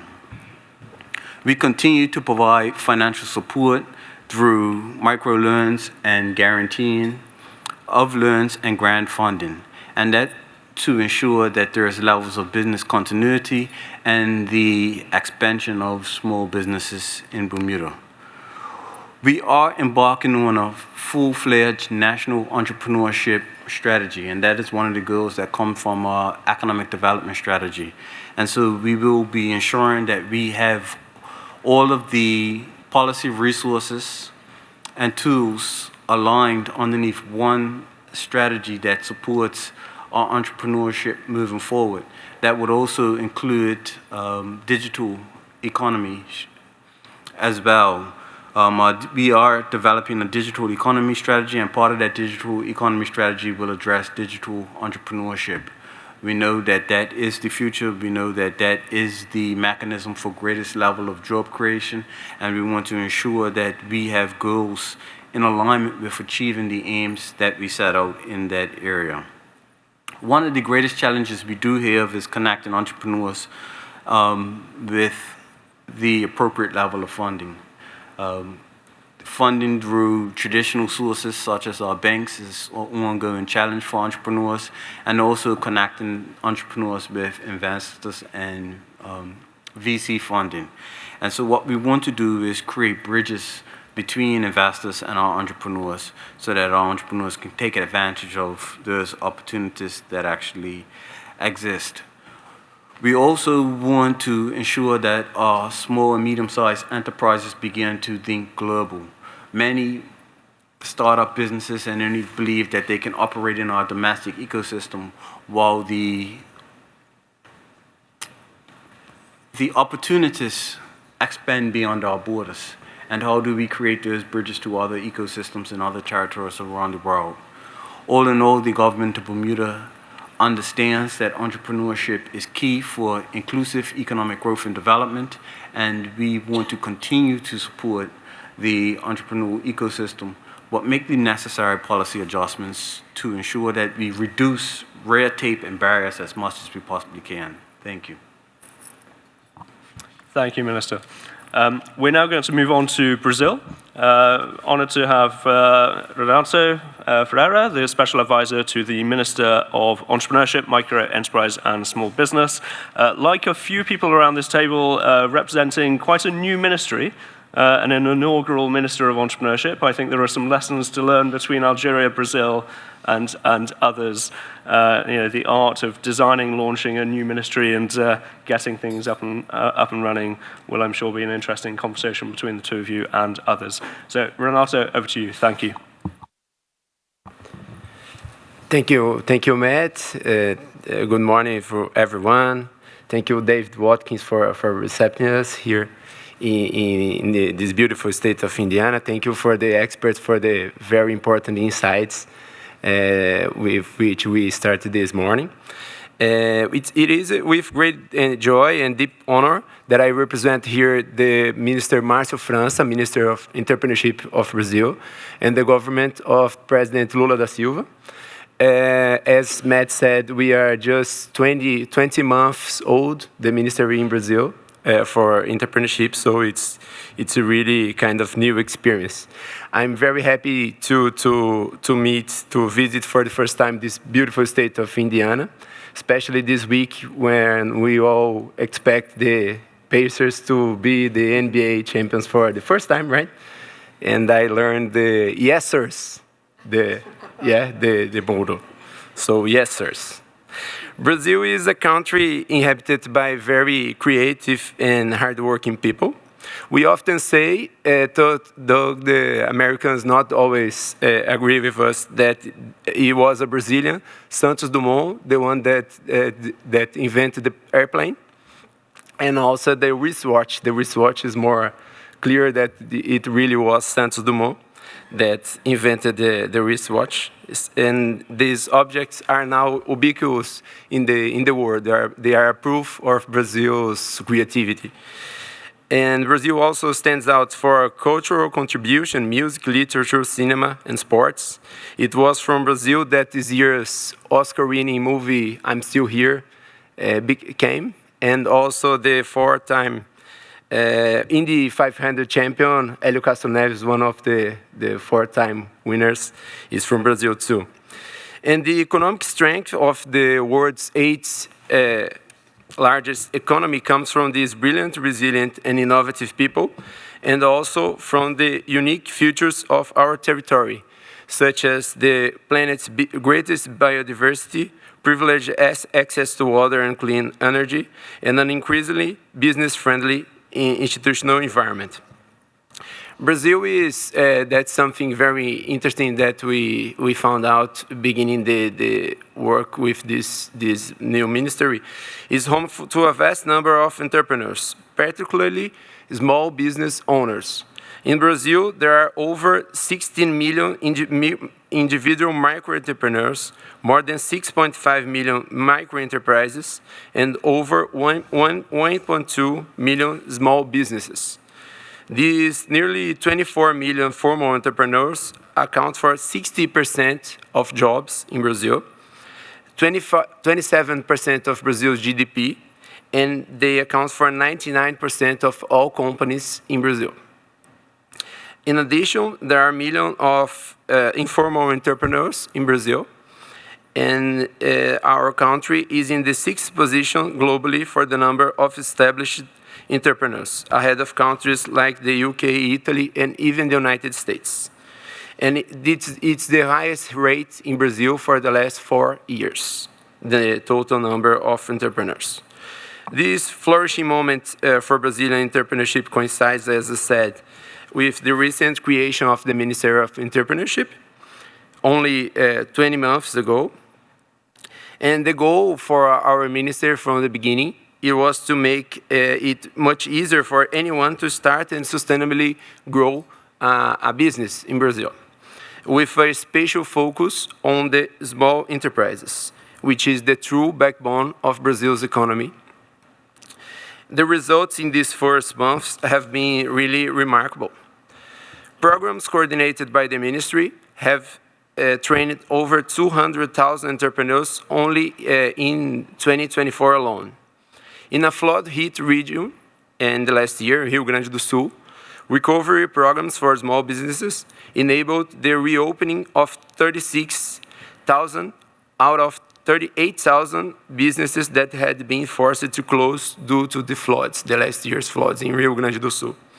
These companies received last year subsidized loans with 40% of their debt covered by the government. The ministry has also taken steps to help entrepreneurs settle their debts, negotiating 7.5 billion reais, over $1.2 billion in nearly 200,000 operations under the Desenrola PJ program. More than 550,000 companies secured new government-backed loans, totaling over 63 billion reais, around $11.1 billion. Among them, 72,000 were individual micro-entrepreneurs and micro-enterprises benefiting from a new program called Procred 360, who before the ministry's creation had virtually no access to loans in Brazil. Another ministry initiative to ensure everyone can thrive as an entrepreneur in Brazil is a program named Contrata Mais Brasil. It's a digital platform connecting public agencies with individual micro-entrepreneurs for maintenance and small repair services. Launched just a few months ago and already operational, this platform allows the public sector to hire small entrepreneurs quickly, easily, and entirely digitally, potentially giving the smallest businesses in Brazil access to the state's aggregate demand, which exceeds 550 billion reais, nearly $100 billion annually across all government levels in Brazil. So the numbers are really important in Brazil, the numbers of entrepreneurs and opportunities. Despite these positive results, major challenges lie ahead for Brazilian entrepreneurship. We must tackle informality, high credit costs, the low internalization of small businesses, especially when we look at the volume exported, not the number of exporters, but the volume that the small business exports in Brazil, and especially the impacts of climate change and artificial intelligence adoption. The world is in the coming years and decades will certainly not be an easy one, with immense transformation requiring great adaptability from both government and society. To finish, I would like to share with my fellow policymakers a passage from a book called Grande Sertão Veredas, which is considered by many the masterpiece of Brazilian literature, it was written by João Guimarães Rosa. It is a passage we often recall in Brazil to illustrate the attitude one must take in the face of great challenges, and I think it's particularly linked with the idea of the bold change the world. One passage I find particularly inspiring for policymakers confronting the obstacles before us is this one. Life's flow entangles everything. That's how it goes. It warms, then cools. It tightens, then lets go. It soothes, then stirs again.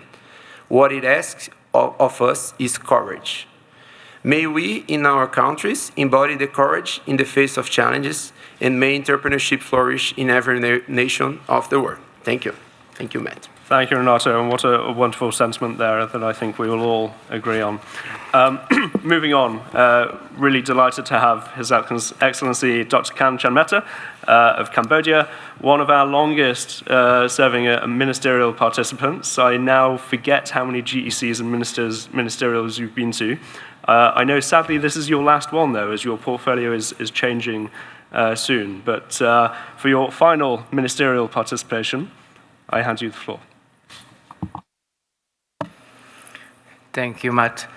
I think I have a right to have more times as a, as a senior.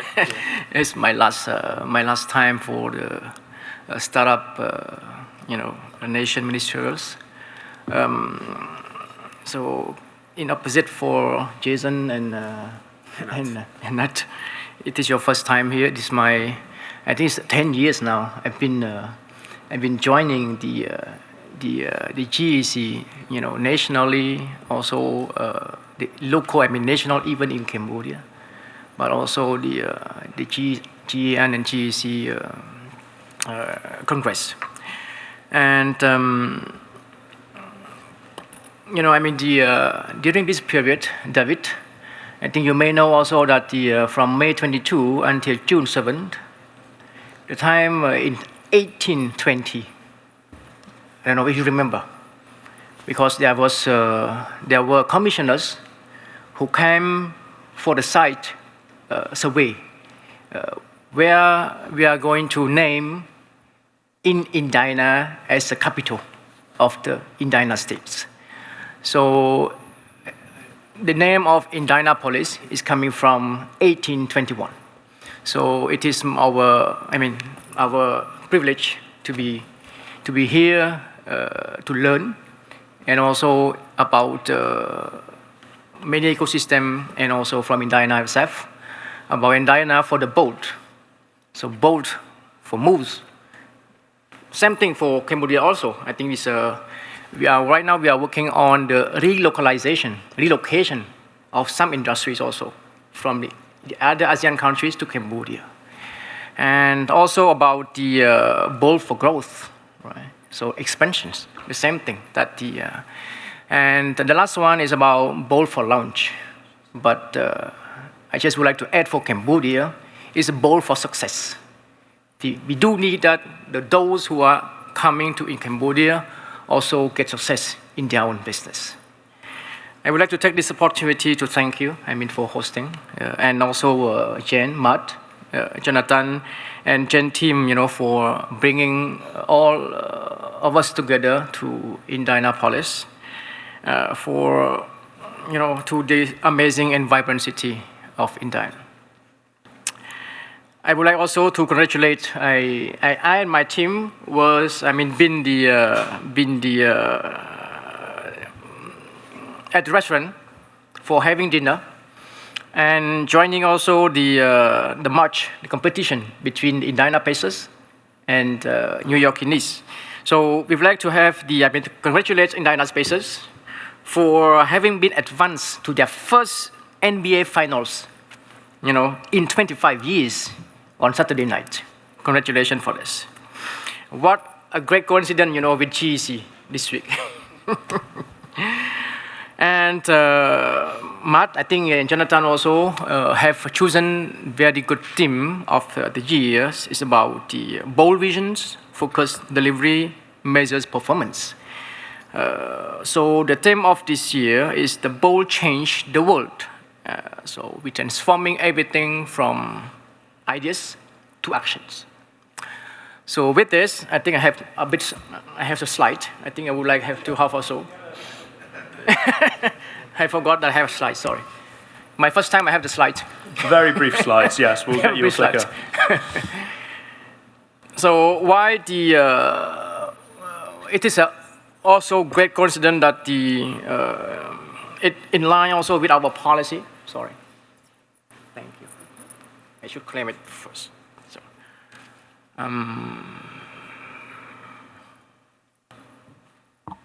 the big green button should... Oh, sorry. I encourage you to canter through them relatively quickly. Okay, so I mean, this why this transforming the idea to the action. So I have two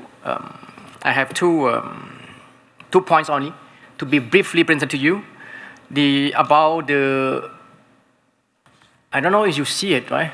It's very small. Me too, I don't see it. So this is the last update about the startup ecosystem in Cambodia. I mean, it's been conducted by the Ministry of Economy and Finance last year, 2024, and the publication was done by this year. So you see, I just taking one point about the innovation culture, secondly about policies, and the thirdly about regional connectivity. I mean, the orange one is we need to do more, and about the red one, it is about critical interventions. So it just means like we still have a lot of work to do in our innovation culture. So policy as well, that after this assessment, after this report, the government will continue to be working with the line ministries on how we are going to prepare and the regulations on the startup and entrepreneurship. In terms of innovation culture, I've been working for 10 years now in promoting in developing developing the culture of innovation in the startup ecosystem building, starting from the infrastructure, soft infrastructure, and also the dialogue by mobilizing our stakeholders. We thank also Chain Cambodia for having done a very good job in mobilizing private sector to be joining also us, to be sharing their challenges and their ecosystem recommendation for all of us. And by years, these in terms of policy part, from only one ministry in charge at that time to many ministries now who are in charge, from the Ministry of Economy and Finance, the Ministry of the Industry, Science, Technology, Innovation, Ministry of Telecommunication, and also we have the one more ministry is the Ministry of the Education. So the line ministries are working hard to make sure that the policy is in line with what our Prime Ministers is looking forward for the next 5 years. Let me take this only once again, coming back to innovation culture. So for 10 years, I've been working with the university students, SMEs, and investors. So I would like to have a clear problematic, a clear challenge. I've been working for 2 years. I would like to dig down a bit why we have very limited innovation culture.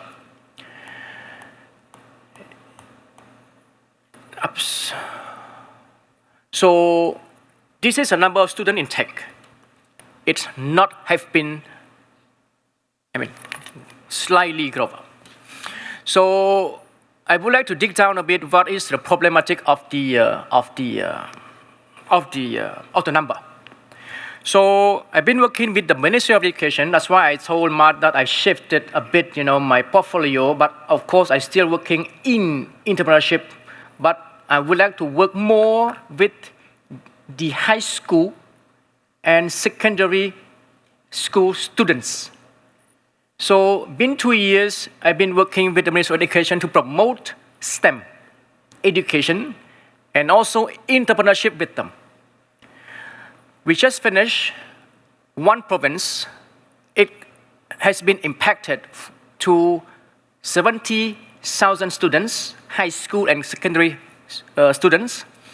And we plan, and we introduced this to our Deputy Prime Minister, Minister of Economic and Finance, to show them what would be the next step that we need to ensure that in next 5 years, in next 4 years, the number will be growing up, will be extended.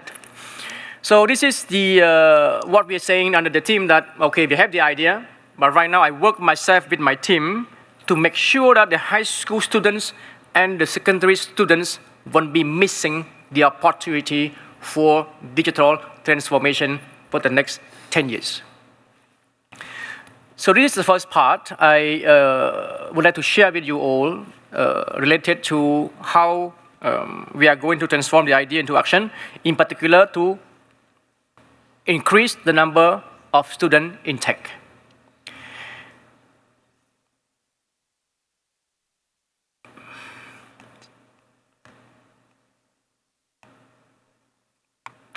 Dr. Khan, we may need to wrap up there and move on. Apologies, but we'll pick up your insights more in the OECD session if we may. I think I finished this. Perfect. Thank you. Apologies. I'm looking for the other point, but I don't have anything else. Thank you very much, Matt. Thank you, Dr. Khan, and we've greatly appreciated your ongoing participation in GEC. Look forward to working with your successors, and we're sorry that we will not be seeing you in future gatherings, but thank you very much. Moving on, Dr. Jose Miguel Benavente, Executive Vice President of Corfo, Chile. I think personally I've long held an interest in Chile, being one of the first Latin American countries to kind of capture the attention of the world with the Startup Chile initiative and bring entrepreneurs to the region and to the country. Obviously, a lot has developed since then. A lot more competition in other countries and entrepreneur visas and programs and similar. Very excited to kind of hear your updates and remarks of current state of entrepreneurship in Chile and what Corfo is focusing on. Please. Well, good morning to everyone. Thank you very much, Matt, and thank you for the invitation and being here in Indiana as well. I'm going to take my 5 minutes in 3 main areas, as suggested by Matt: the state of the art related with promotion of entrepreneurship in Chile. The second one is more the strategy to what we're doing now, and third, the challenges that we're facing and how we were dealing with them. As you already said, Matt, there are two characteristics related with the public policy of promotion of entrepreneurship and innovation in Chile. One of them is consistency through time, and the second one is evaluation-based one, which I think are very important, especially for coming from Latin American countries.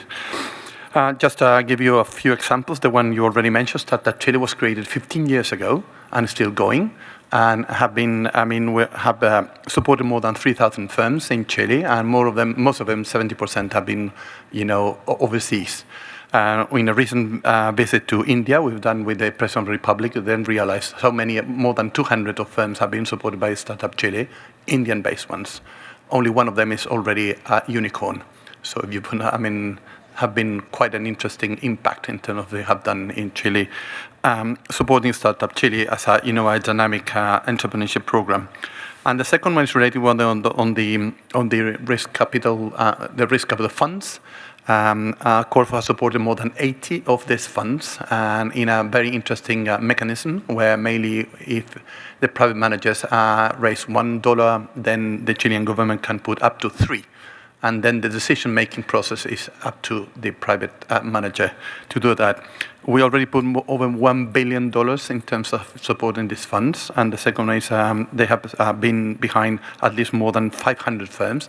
And 3 of them have been, unicorns in Chile, which compared to the size of the country is quite an interesting, result. This is what we have done, and the other bit, as already said, most of these programs have been evaluated as compulsory. The evaluation of this, the impact evaluation of these programs is done by the Senate, and a program is chosen, every year. So we have more than 40 programs to promote entrepreneurship, innovation, R&D, and a few other things.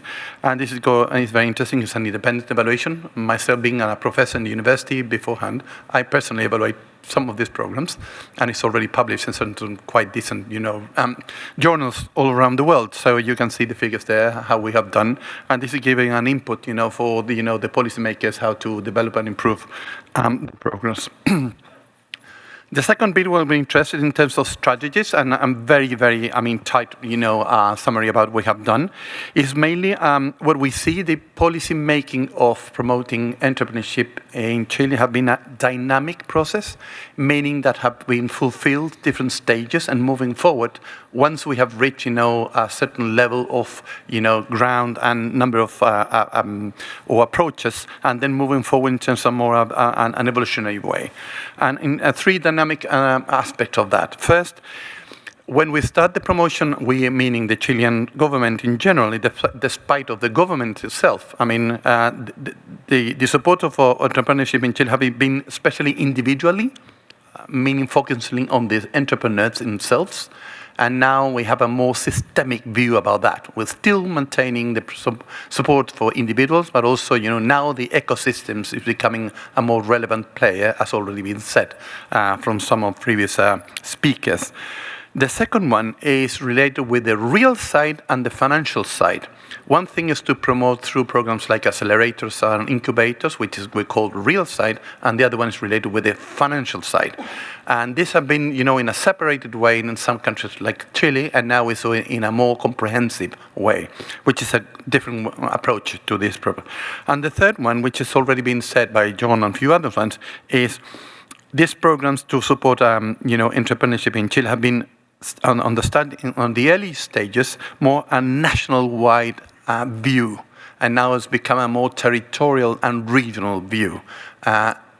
Meaning, and we can speak about that beforehand, more than half of the programs to support entrepreneurship now, the allocation of funds now is on the radar and as a duty of the regional authorities rather than the national level. We, as a national level, we're mainly supporting them with information and also keep, an eye how this allocation process is done, but mainly the decision-making process is done at the regional level, which is also a very different approach.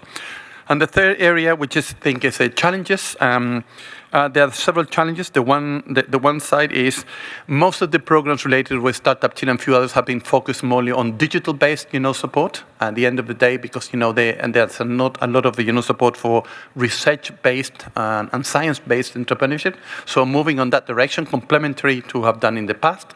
So now we have, the digital-based, based on algorithms, and the other one, which is more intensive in equipment and labs, from the start. So we just created a program which is called Startup Labs, together with Startup Chile, with our programs. The second one is we're moving from a startup view to a scale-up view, which is another area which have not been considered in the previous one. So we're not keeping, the startup, we're maintaining that, but we're adding the scale-up stage on the policy framework.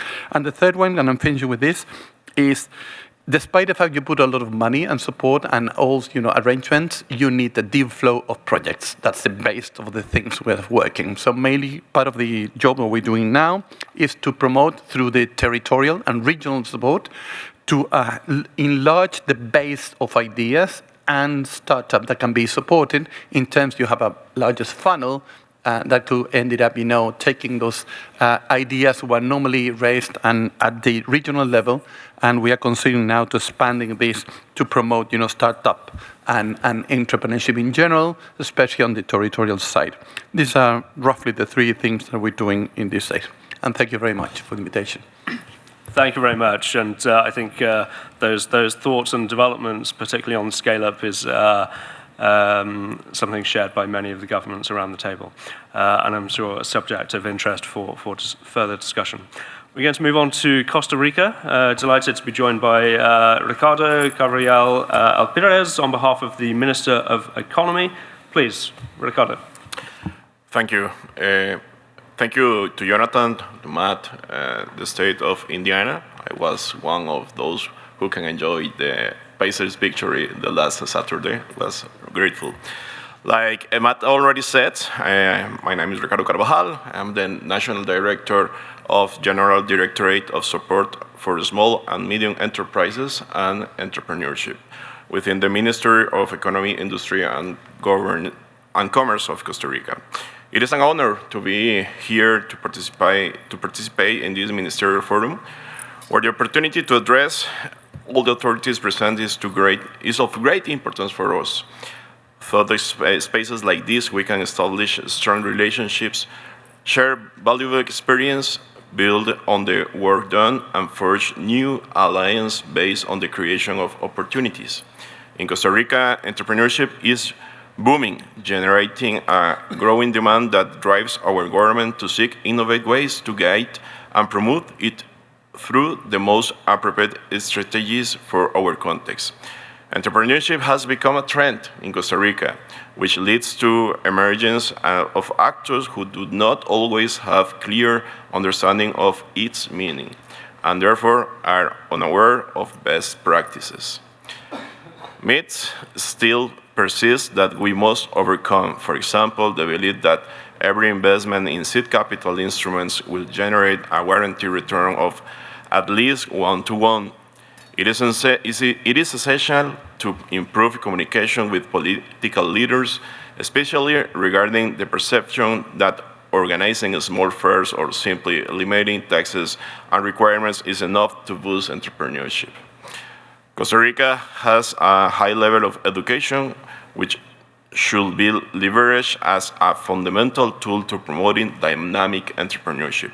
However, there is still no widespread understanding throughout the country about the advantages of this type of entrepreneurship, such as its lower mortality rates. It should be noted that the goal is not to eliminate traditional entrepreneurship, but rather to facilitate the transition of subsistence entrepreneurship towards more sustainable practices. We have 2 laws that require updating and significant intervention to adapt them to the current level of the country and the demands of the market. Therefore, we are present at this forum with the confidence that we will strengthen and explore new opportunities so that Costa Rican entrepreneurship reaches its full potential and continues to grow towards an integration into the global markets of this global entrepreneurial system.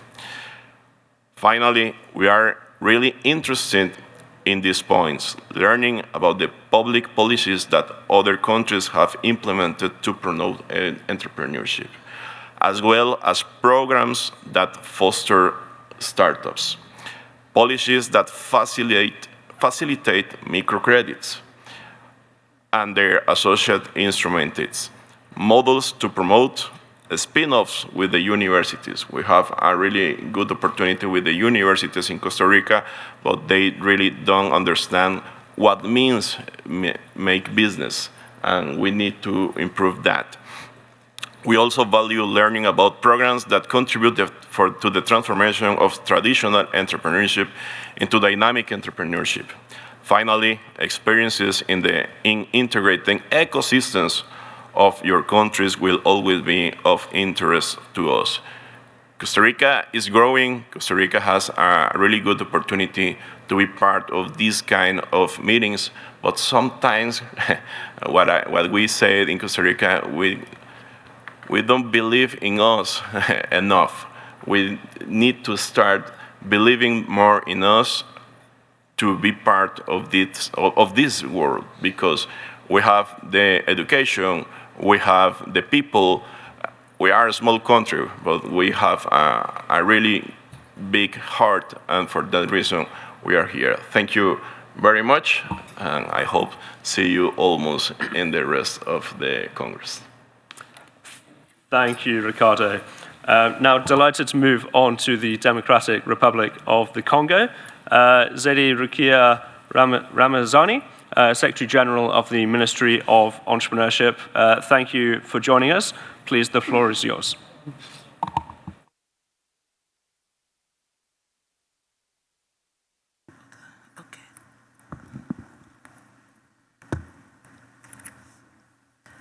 Merci beaucoup pour la parole. Exceptionnellement, je vais parler en français.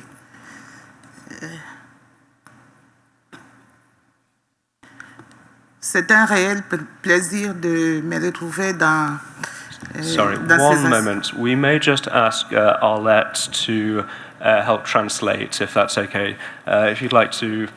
D'accord. Thank you, Arlette. OK. C'est un réel plaisir de nous retrouver dans ces assises. Je suis Madame Rukia Ramazani Zadi, secrétaire générale à l'entrepreneuriat petites et moyennes entreprises.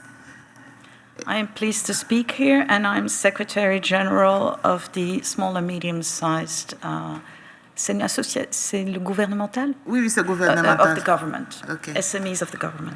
Et je suis accompagnée d'une forte délégation où il y a justement les membres de l'écosystème pour la promotion de l'entrepreneuriat dans notre pays. And I'm accompanied by a large delegation who is here to learn more about entrepreneurship.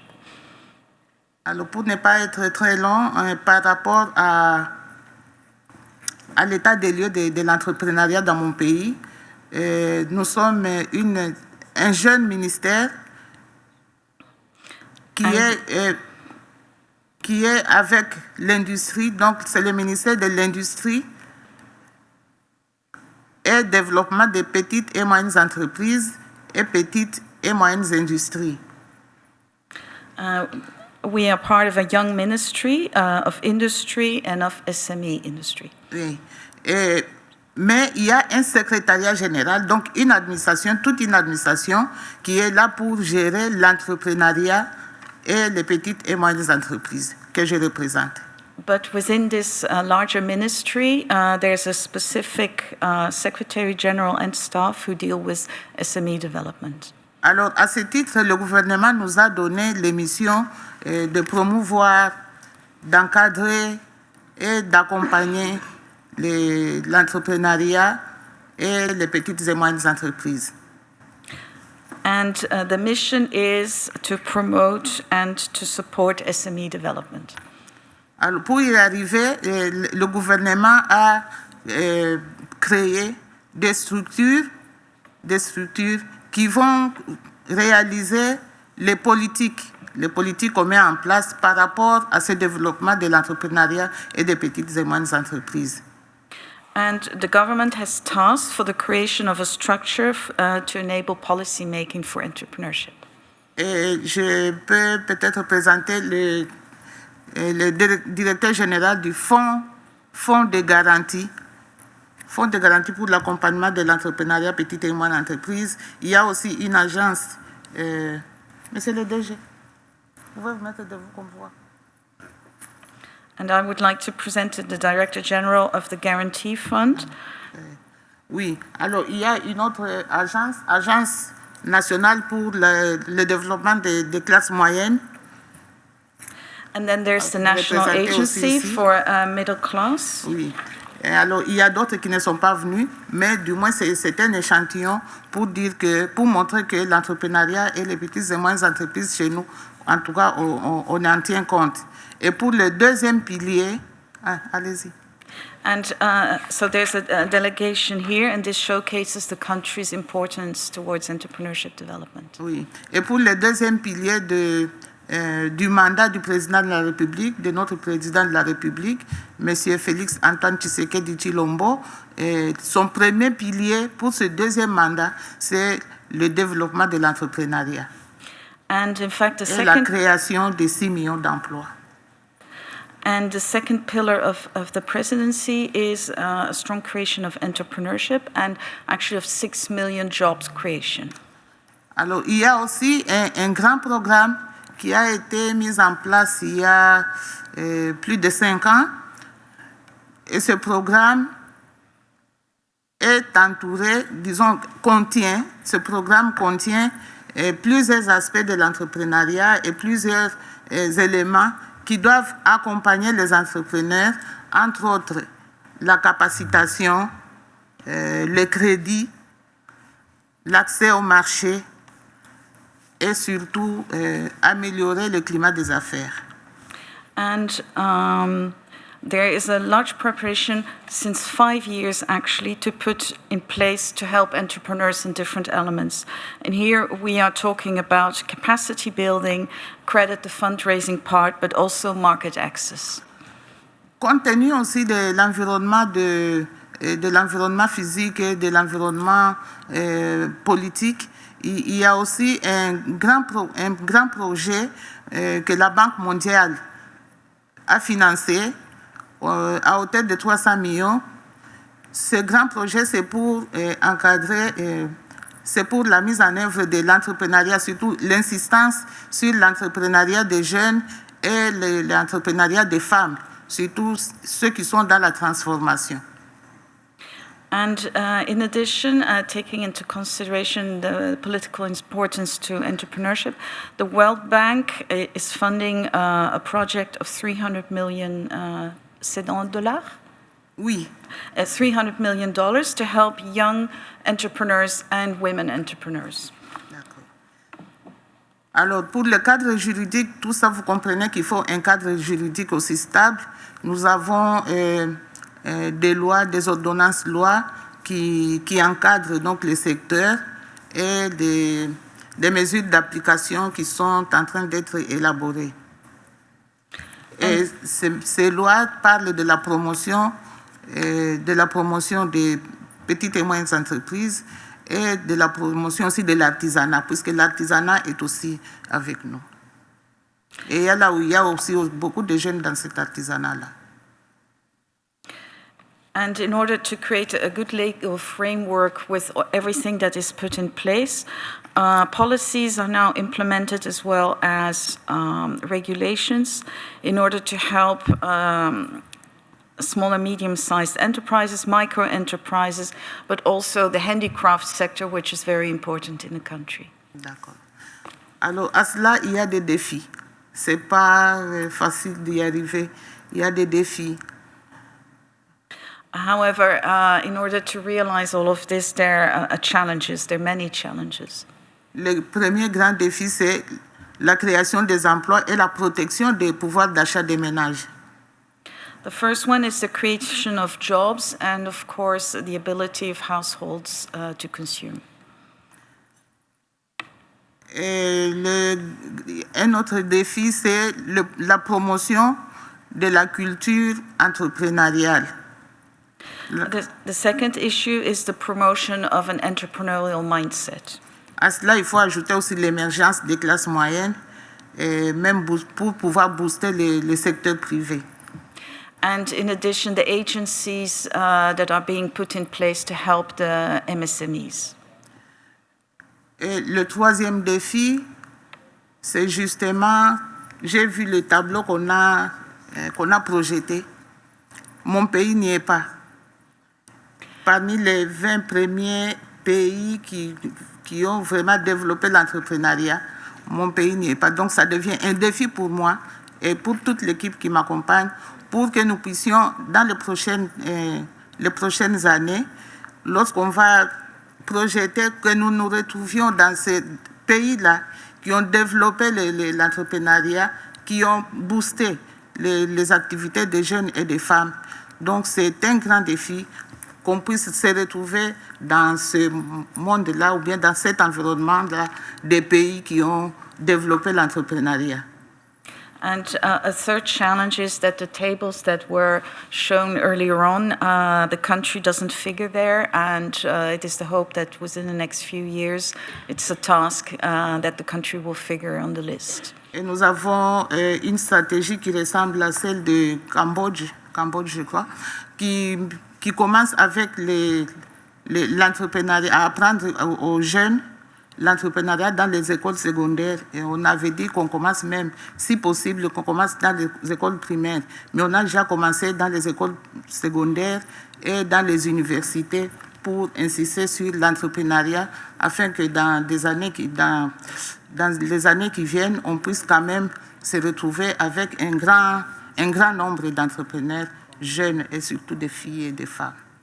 And as Cambodia mentioned earlier, it is also our ambition to start at secondary school. We already are trying at primary school, but also at university level, and it is very important to create youth entrepreneurship and skills in the country. Je vous remercie pour l'attention que vous m'avez accordée. I thank you for your attention.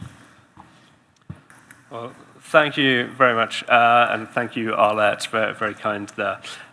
Delighted to move on to Ghana, to the Honourable Elizabeth Ofuso Adiare, the Minister of Trade, Agribusiness and Industry. Please, over to you. Thank you very much, distinguished ladies and gentlemen. Working within 5 minutes, I bring you greetings from His Excellency, the President of the Republic of Ghana, who has graciously entrusted me with the honor of leading Ghana's high delegation to this year's Joint Congress. It is a privilege to participate in this Congress under the theme, The Bold Transforms the World. This theme actually captures the essence of entrepreneurship, the courage to innovate, disrupt, and lead transformative change. It resonates well with the government of Ghana's own agenda of resetting the economy through bold, inclusive, and sustainable initiatives. Ghana's entrepreneurial journey is one of resilience, transformation, and vision. Over the past 2 decades, we have witnessed a significant evolution from an informal entrepreneurial base to a more structured, innovative-led ecosystem. What once emerged out of necessity has become a powerful force for opportunity, job creation, and national pride. In partnership with institutions like the MasterCard Foundation and the World Bank, the Ghana Enterprises Agency is driving impactful initiatives like the Business in a Box project and the Ghana Economic Transformation Project. These programs focus on empowering youth, women, and people with disability by supporting startup and scaling up of MSMEs and fostering inclusive business growth. The current government also has some flagship projects like the Ejumarura program. This is a bold initiative to establish 10,000 youth-led businesses annually. We hope to do this for the next 4 years, thereby creating 40,000 entrepreneurs in Ghana. The government has already allocated $10 million this year to support this program. We also have the free apprenticeship program where we dab it from apprenticeship to entrepreneurship, where we train people by bridging the skills gap, helping them to be self-employed after they finish training, and we help them to start up.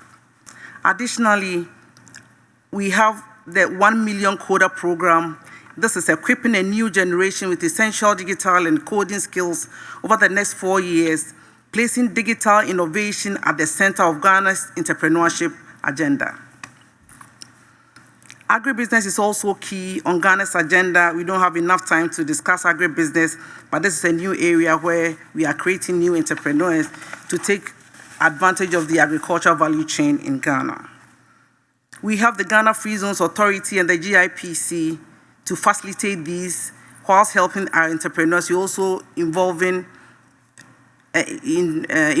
people to invest in Ghana, where our entrepreneurs can also take advantage of what foreign direct investment brings to our country. We also have the Business Regulatory Reform Unit. This unit is under the Ministry of Trade, Agribusiness and Industry. The essence of this unit is to remove unnecessary bureaucracies through digitalization and regulatory streamlining. Tools like the Ghana Business Regulatory Portal ensure that compliance requirements are transparent, predictable, and efficient, allowing entrepreneurs to focus on growth and innovation, not red tape. Ghana is also proud to host the Africa Continental Free Trade Area, granting businesses based in Ghana preferential access to a continent of over 1.4 billion people and a combined GDP of 3.4 trillion. Investing in Ghana isn't just about reaching a local market, it's your launchpad to Africa and beyond. So entrepreneurs in Ghana have advantage of the after, so do business people who invest in our country. So whether you are in agribusiness, fintech, renewable energy, light manufacturing, or digital solution, Ghana is the place to be. Our doors are open, our vision is clear, and our commitment to our partners and our entrepreneurs unwavering.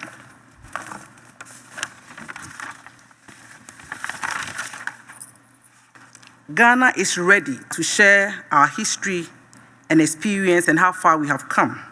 We are also willing and able to work closely with Jen, the experts on this table, colleagues, countries, to also learn international best practices so that we have a better entrepreneurial ecosystem in Ghana. I thank you very much. Thank you, Minister. I'm delighted that you can lead a delegation here on behalf of the Vice President. Really strong delegation too. Moving on to Indonesia, delighted to welcome Dr. Maliki, Deputy Minister, and I think what we can call a honorary Huzio, right? Given you studied at Purdue many years ago. Maliki, please, over to you. Thank you, Matt. Good afternoon. And I'm really happy to be back here again after, I think, more than 25 years. And I left Indianapolis around December 1998. And I believe that Indian Hoosiers is actually not only good in basketball, but also they are really good in classical dancing, ballroom dancing. Excellencies, distinguished colleagues, ladies and gentlemen, it is a great honor for me to represent the government of Indonesia. And I guess Matt already introduced me. I'm a Deputy Minister for the Community Empowerment, Population and Labor, Ministry of National Development Planning. And we are gathered here with a shared vision to strengthen the role of entrepreneurship, small, medium enterprises, and startup, shaping resilience, inclusive, and sustainable economies. And I would like to share Indonesia's perspective on current challenges and opportunities, as well as our policy and program responses to strengthen entrepreneurship nationwide. So across the globe, I guess we are witnessing the period of profound transformation, technological disruptions, demographic shift, climate crisis, and also economic fatality. Pose both challenges and opportunities for entrepreneurs in Indonesia and I think also global-wise. In Indonesia, we face several key challenges have emerged. Demographic transformations. Over like 56% of our population are millennials and Gen Zs. They are really highly connected and tech-savvy, but need access to the right skill, capital, and also the networks. And in the same time, Indonesia also is facing aging population.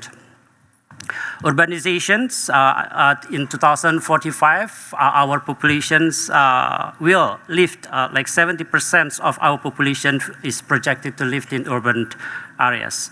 So this one is altering consumptions and behavior and reshaping labor markets, which affects the small, medium enterprises and startup to adapt quickly. Digital and informal economy, and although digitalization offers access to markets, many entrepreneurs remain in the informal sectors. Lack of comprehensive protections, limiting the growth and resilience. These issues underscore the urgent need to invest in both entrepreneurial mindset and also supportive ecosystem.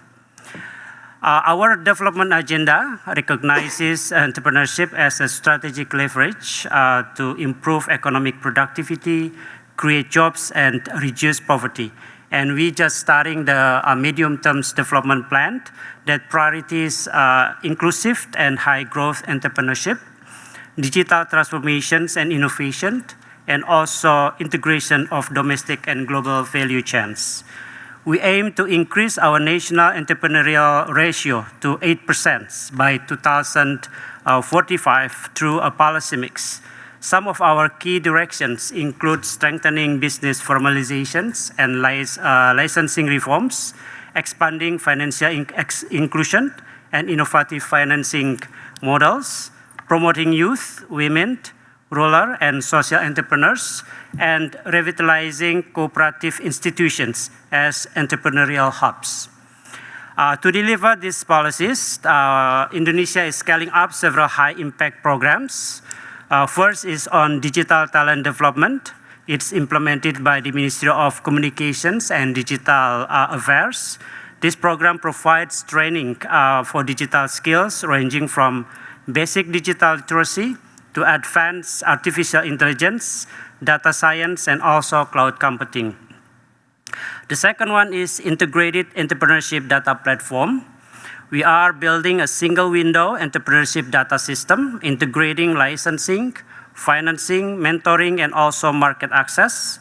And this system will enable more precise policy targeting, tracking, and monitoring. And we also have business card programs.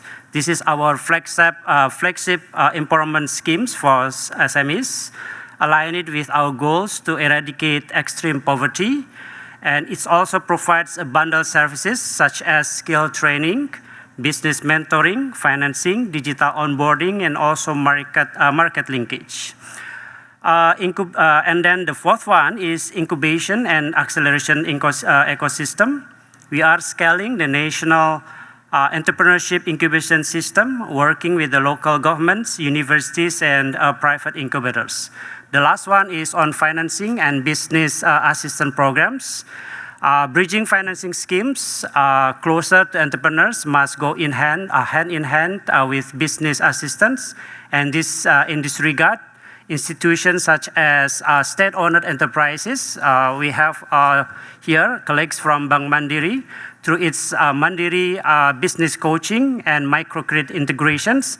And also we have cooperation with the Bank Sharia, Islamic Sharia Bank, through offering Sharia-based financing bundled with halal business mentoring, serve as strong examples of how financial institutions can act as both enablers and partners in entrepreneurial program.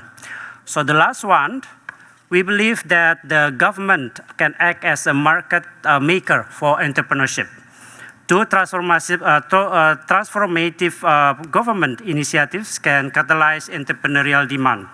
The first, we have quite huge free nutritious meal programs starting in 2025. This nationwide programs aims to provide nutritious meal for students. This open up supply chains and demand for local SMEs in agriculture, food processing and packaging, logistic and also cold chains. And the last one is Red White Village Cooperative. We call it as like our national banner. This initiative empowers rural communities through cooperatives, combining entrepreneurship, digital platforms, and inclusive financing. And these village-based cooperatives act as a distribution and aggregation centers for local products, ensuring they reach broader markets. They are not just cooperatives, they are entrepreneurial platforms.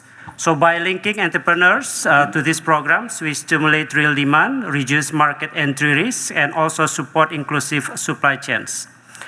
Entrepreneurship is not only about business, it's about transform people through empowerment. Thank you. Thank you, Dr. Mliki. Comprehensive overview. I'm now delighted to move on to Iraq. We have Mr. Amanj Haki, a Member of Parliament and Head of the Innovation and Renewable Energy Committee. So please, Amanj. Thank you, Matt. Ladies and gentlemen, good morning.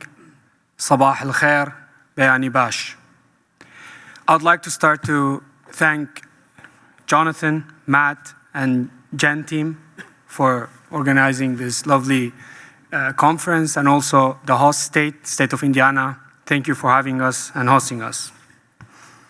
Iraq has a large and energetic youth population with a strong drive and new ideas, representing a significant untapped resource of entrepreneurship.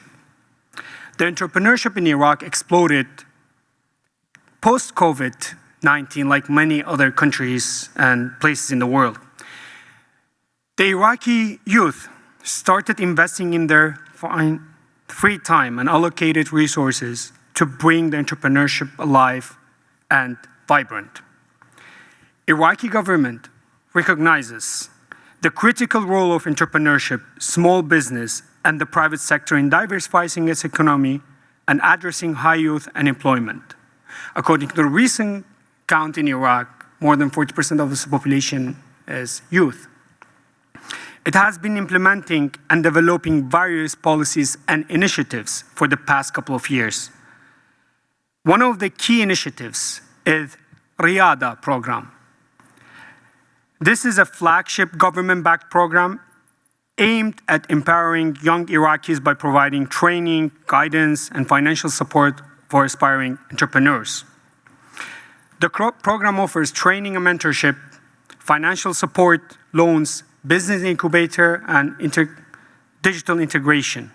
Achievements of the program of late 2024 and early 2025, the initiative has reportedly trained over 53,000 individuals, where universities were the places that the training happened, and over 8,000 projects financed and more than 10,000 job opportunities created.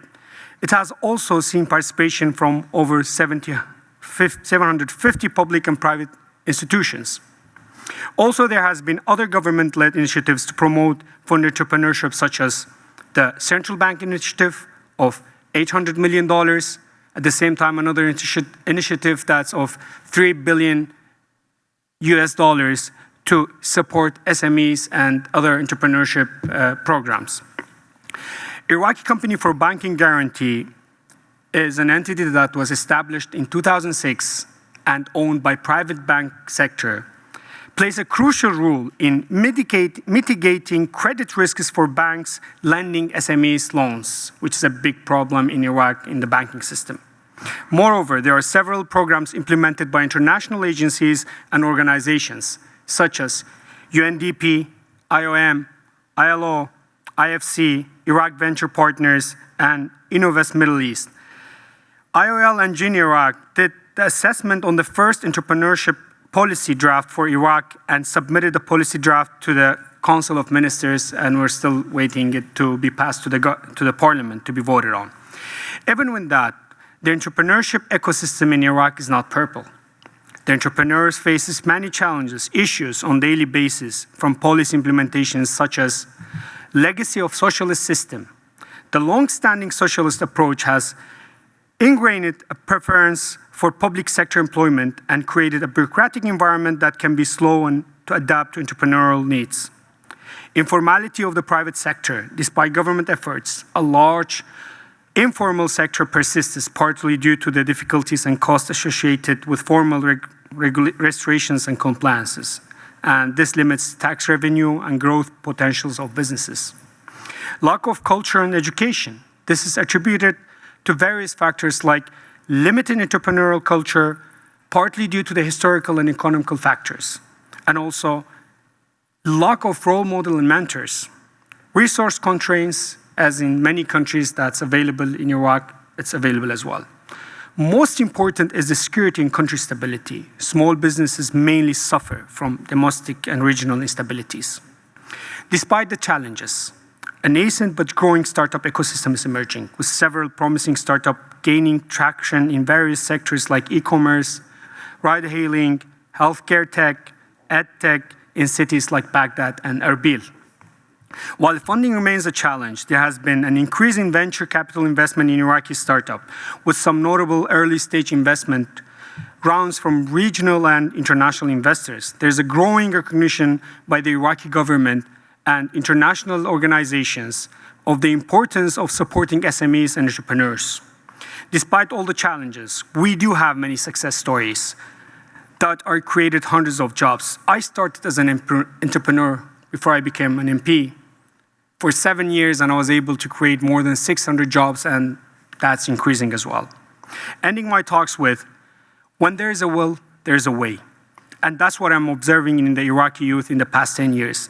The only missing thing is the suitable ecosystem, which we are trying our best to provide with the need of the international community support and experience, because Iraq must diversify its economy away from depending on oil and build a strong and stable private sector, which today fast and possible through entrepreneurship. Finally, I would like to thank Jen Iraq, and everyone who had contributed in this amazing gathering. Thank you. Thank you, Mr. Hockey. And I took great pleasure in visiting Iraq many years ago, 2012, and saw the first spurts of an entrepreneurial ecosystem, and I'm very excited to be able to return at some point soon to see that kind of expanded, strong ecosystem. So I'm going to move on now to Nigeria. Nigeria has always been our largest delegation visiting the GEC, particularly this year as the largest overseas visiting delegation in the US. Delighted that we have two notable representatives from the government of Nigeria, the Honourable Senator John Owan Eno, Minister of State for Industry in the Federal Ministry of Industry, Trade and Investment, and Mr. Temitola Adekunle Johnson, who is the Special Advisor to the President on Job Creation and MSMEs. I'd like to invite the Honourable Senator to deliver some remarks, please. Thank you. Thank you a great deal, Matt, and thank you for the very kind words that you expressed this morning, continuing with the same kindness that you started when we had a visual meeting. I'd made a commitment that I was going to be at this, year's Gen, meeting, and I'm glad to be here. So, on behalf of the President of our country, President Asiwaju Bola Ahmed Tinubu, and the very resilient Nigerian people, I bring you greetings. I mean, it's a very high honor, to be here at this gathering, which is dedicated to fostering global entrepreneurship, like you've noted. In terms of the structure, the policy structure of entrepreneurship, the government of our president, has not just me as minister in charge of industry, but there's also the special advisor to the president on job creation and MSMEs that you've rightly introduced. There is also, as part of this delegation, the Director General of the Small and Medium Enterprise Development Agency, who is also here. Itself, it's a great testament to the great, importance that the Nigerian government attaches.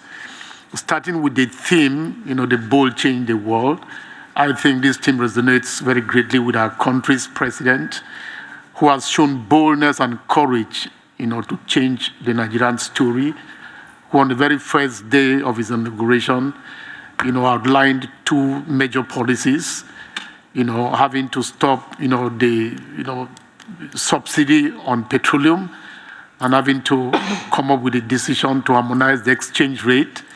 These have remained very profound in terms of the various changes that have occurred in our country.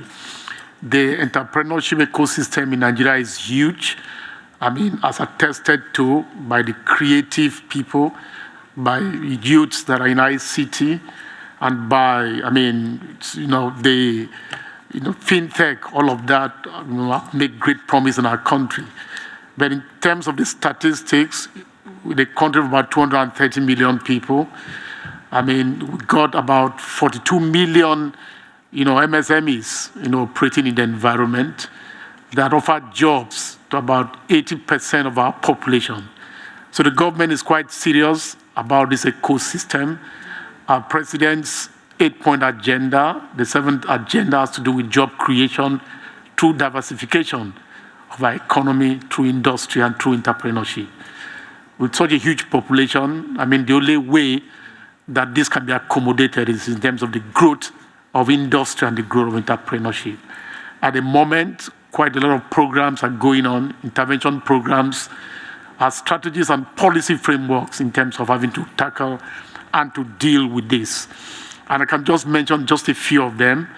We have the National Development Plan 2021 to 2025 with a determination to lift about 35 million people out of poverty and to give about 21 million jobs.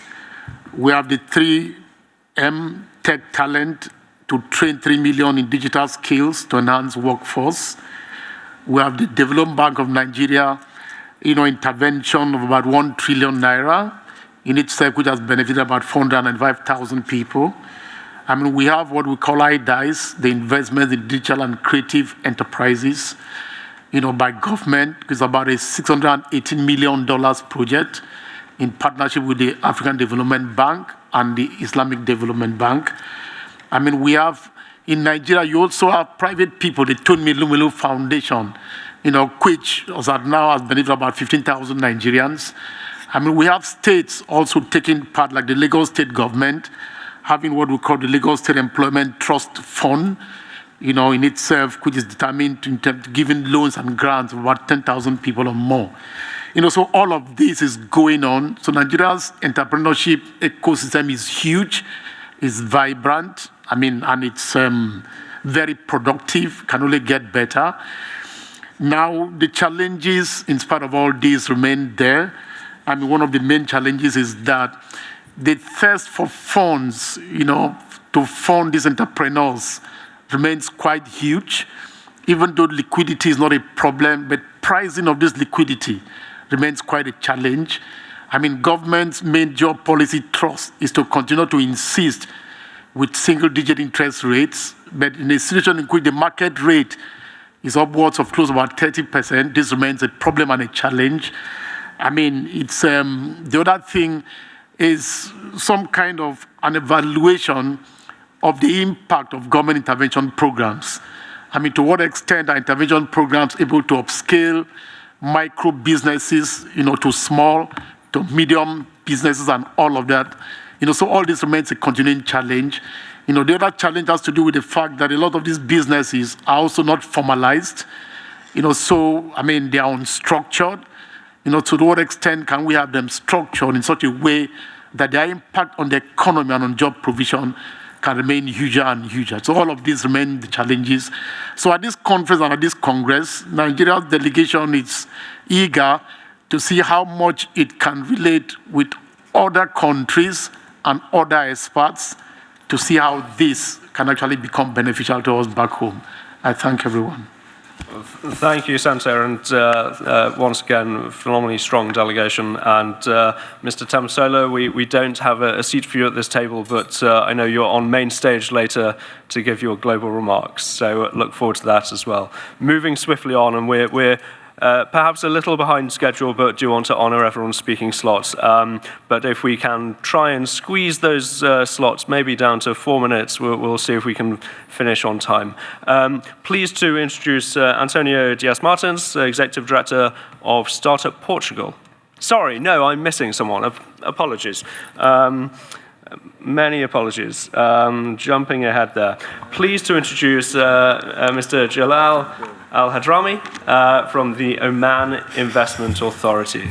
Jalal, apologies. Over to you, It's okay. Thank you very much, Matt.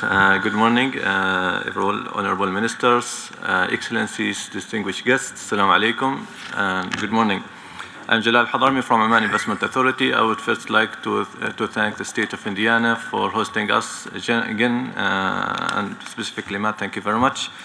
Oman, with a population of 5 million, where almost 60% of it youth, there comes a really huge pressure to drive an environment that leads to innovation and entrepreneurship, and that's what we have done. And it probably start with in the news that in 2024, Oman has achieved the 8th globally in the Global Entrepreneurship Index. I would like to thank Startup Genome, GF, thank you very much for your support. With the SME Authority, 8 out of 56 countries approximately, which we jumped from 11th in 2023 to 8th in 2024. It's a really good and great achievement. Towards Oman Vision 2040, the contribution of SMEs to the GDP is targeted to be 35%, relies on a really huge work, so many challenges to be resolved and looked at, and that's what we are looking to achieve. And we believe it starts all with a good governance, clear policies, as well as structured SME framework. And that's what we have tried and started to do with. We started and doing different funds. Oman Development Bank increased their SME fund to tickets that reached $13 million for industrial SMEs. SME Authority, they increased their annual spend to $45 million. And then we had the establishment of 2 years ago, Future Fund Oman of $5 billion fund, where 10% of it, approximately $500 million, goes to SMEs and startups. We believe beyond of funding is not enough.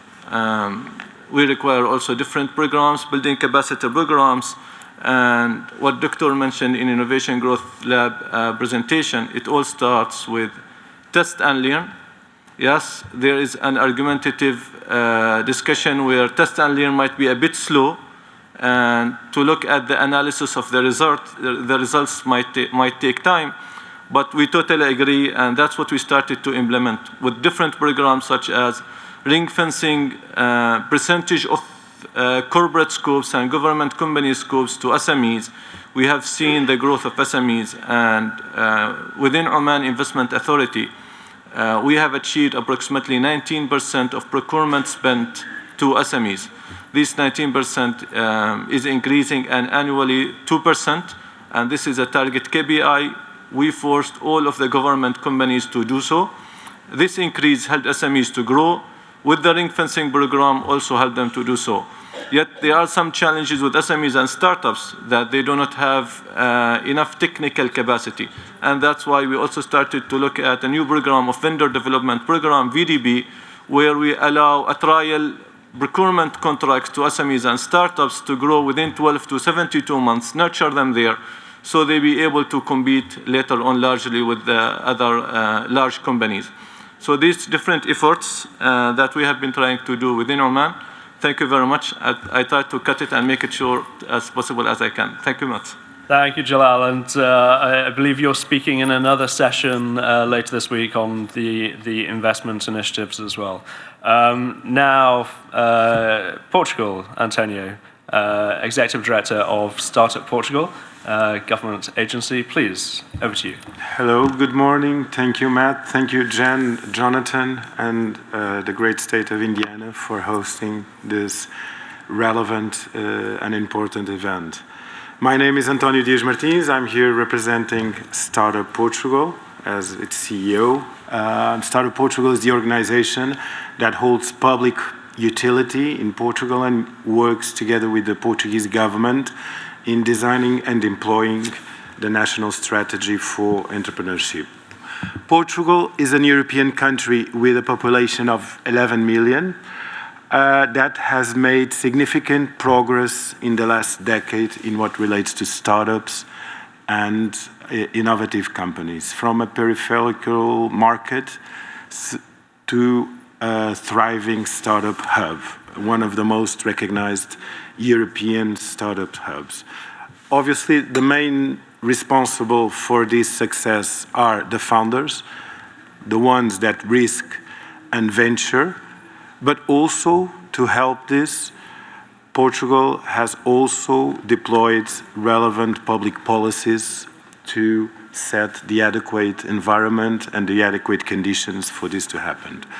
Public instruments like Startup Visa, co-investment funds, digital company setup process, as well as a new startup law that was launched in 2023 that provides the first legal definition for startup and scale-up and allowed the implementation of significant benefits, legal and fiscal, for these types of companies. So first, we need to define and clearly have a legal frame to these companies, and then we have an adequate, objective, and rigorous way of deploying public funds to them.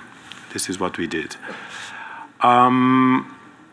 We also we detailed the ecosystem in a public platform that represents relevant information to all stakeholders. We know that we need to support these companies because they have significant rates of growth comparing to the average SMEs in the country.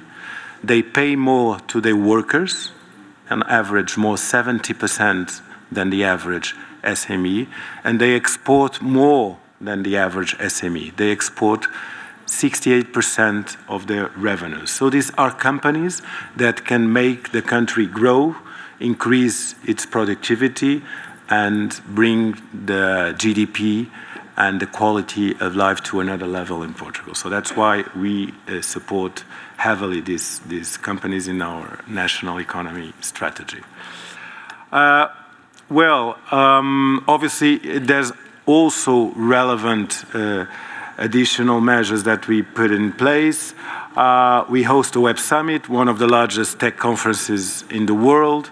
We see currently global founders to choose Portugal as their base. We have more than 40 unicorns, national and international, active in the country.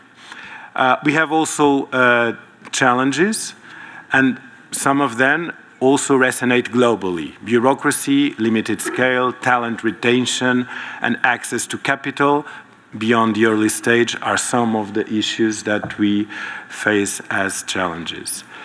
I would guess that these challenges are not unique to Portugal. These affect founders and ecosystems worldwide. So I think we need to work on together in lack of harmonized regulation for cross-border operations, also limited mobility of talent, especially for non-OECD founders, capital concentration in few geographies, climate and social pressures that require new types of innovation. These are some of the global challenges that we have it in our countries, we have it in our geographies, but they are also global, so they need clever thoughts and clever measures discussed here in this event. So, as ideas for discussion, I would urge some thoughts on a global startup framework with unified standards. This would be very important to set new parameters and new standards that could be used globally to improve startup and innovative action. Let me give you the example of the new strategy for startups and scale-ups that was just recently launched by the European Commission, by Commissioner Ekaterina Zarayeva, which is a great step forward in this direction, namely with the so-called 28th regime that allows a unified and single legal frame to corporate laws and insolvency, among others. This is a good example to follow globally. We need to take this type of steps globally. We need to allow a startup that is born in Nigeria or in Brazil to scale into Europe, United States of America, or Asia without so much legal friction. Also, a coordinated global talent mobility system. I think we should work on the talent mobility side. Global regulatory sandboxes and tax beds. New funding sources for startups and scale-ups. It's really important to incentive institutional investors, private pension funds, to invest in venture capital and startups. Unlike the United States, which is a reference in this field, in Europe and in several other regions of the world, big institutional investors like pension funds and family offices still don't invest their resources in venture capital and in startups. And this is a barrier to adequate funding for scale-ups, namely. A final message to all, a call to action. We must treat entrepreneurship as a global infrastructure, not just a local initiative.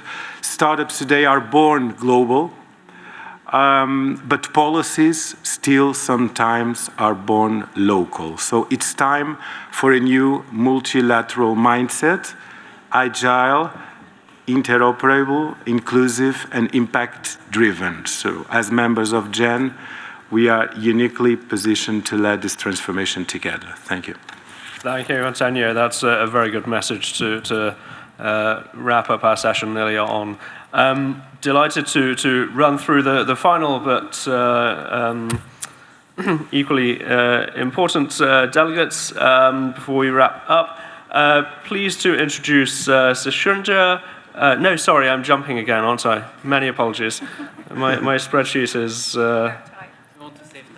No, I couldn't possibly. So delighted to welcome Nonzuzo Makanda, who is the chair of the Small Enterprise Development and Finance Agency of South Africa. Thank you, Matt.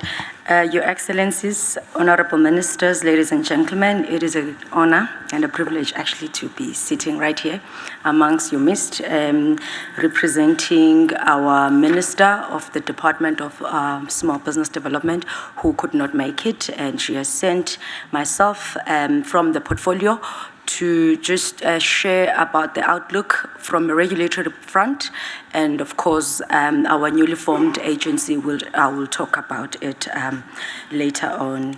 Ladies and gentlemen, in South Africa, we have a National Small Enterprise Amendment Act, which came into effect in 2024. This is the act that is an enabling act for SEDFA, the entity that I am leading, which came as a measure of a Small Enterprise Finance Agency, Small Enterprise Development Agency, and a cooperative bank development agency. So those three agencies came together to form SEDFA. It started on 1 October 2024.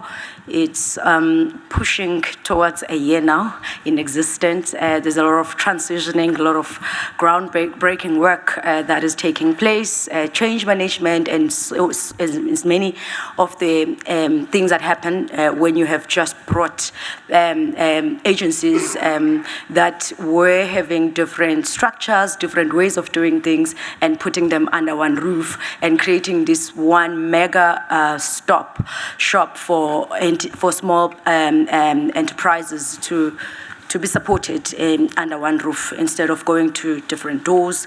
So SEDFA looks into providing non-financial support and also financial support. We also have a credit guarantee and a property portfolio that is looking after creating spaces for small businesses. However, we have other opportunities that are there in our country. From as far as the funding gap is concerned, there is an opportunity for collaboration around creating partnerships in resource mobilization, in bridging the 350 billion funding gap that we are faced with, in supporting the 3.4 million small businesses that we have. That number is growing every day, considering the other unrecorded sector from the sole props or informal economy, which we're trying to get that data. We're still busy trying to set up a central repository to help us from a data point of view. I'm sure the colleagues have been talking about the importance of data in drawing insights in terms of development and just seeing if the programs or initiatives that we are busy implementing are actually aligning or coherent with the needs of the people that we are trying to serve. So that's pretty much what the agency is doing, and we have a funding policy. It's called an MSME and cooperative funding policy, which has recently been gazetted by the South African government to then allow an enabling environment as well to open up the circle and creating innovative funding instruments that are more inclusive than the ones that we already have, to bridge the gap and to make sure that everyone is supported, whether they are investment ready, funding ready, or they are already running, or they are at the verge of commercialization. There's something there for every small businesses within the borders of our country. We are open for collaboration, like I said, for various number of things, such as finance partners that can come on board. We have a credit guarantee, would need partnership with other guarantors if they're there, and maybe share the risk. We're guaranteeing 85%. It would be nice to have other partners that would like to come on board and see how we can all support each other. And of course, from a VC side of things, we have a very booming sector around the startup. There's a lot of innovation that is coming up, and there's a lot of support that is required. We are having those measures in place, but there's a room for more. The demand is too vast for the resources that we have at our disposal. So there's that need to collaborate and strengthen the ecosystem. Lastly, we are open for collabo, and I would like to thank Jen and the global community for your continued support. Thank you.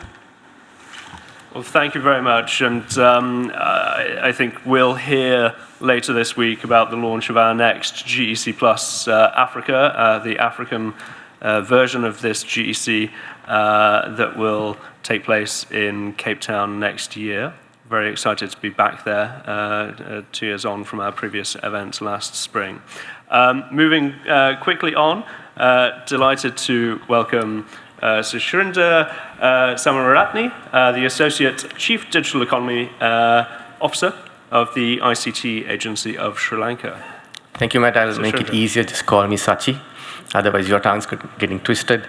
The great thing about going alphabetical order is when you come to Sri Lanka, you've learned so much and now you're ready for lunch, including me. So it's great to be here. Fun facts about me. I've traveled 2 days to come to Indiana, and that's how much I wanted to be here. Thank you for hosting. Second is I've done ecosystem building for 15 years. That's more than 1/3 of my life as well. And glad to be here and listen to so much of you sharing, and thank you for that. Plus, I'm the only person living in South Asia in this room, so there's so much that I can share with you as well. I'm very happy to share as much as possible. And final fun fact, I would like to say the bold and the bald change the world at the pace that I'm losing my hair right now because of the stress of this profession. I would like to call that also a fun fact. Going into details, Sri Lanka, as you know, would have been a place that you visited as a tourist, or you would have drunk Sri Lankan tea, or you would have, maybe you know this, that we have a big apparel sector, and we produce some of the, for the best brands of the world as well. But right now, we are seeing a transformation, and that is mainly through digital. We have 1.6 million SMEs in the country. Our GDP is about 70 billion, but our export revenue is about 14 billion. And the tech sector brings about 1.5 billion out of that 14 billion. So we've seen a big transformation of the tech sector taking the industry forward. We have about 1,000 startups compared to the 1.6 million SMEs. We have 1,000 companies who are in the tech sector who's bringing that 1.4 billion. So this is the highlight that I want to show. And the most recent IPO in Sri Lanka was also from the tech industry. And they've seen 8x multiple in their IPO when they registered in the stock exchange, a ride-hailing app called PickMe as well. So Sri Lanka also has a very young entrepreneur-turned-minister, just like Iraq, who's taken up the Ministry of Digital Economy, which I represent, and the Ministry of Entrepreneurship became an extended version, which was shared earlier. So we have a Ministry of Digital Economy and Ministry of Entrepreneurship working together, both young ministers, both from the tech sector, taking this forward. So a few from the strategies and policies that you wanted to share. The change to tech ecosystem back in 2010, inspired by Startup Chile, thank you very much for that, has worked very well for Sri Lanka.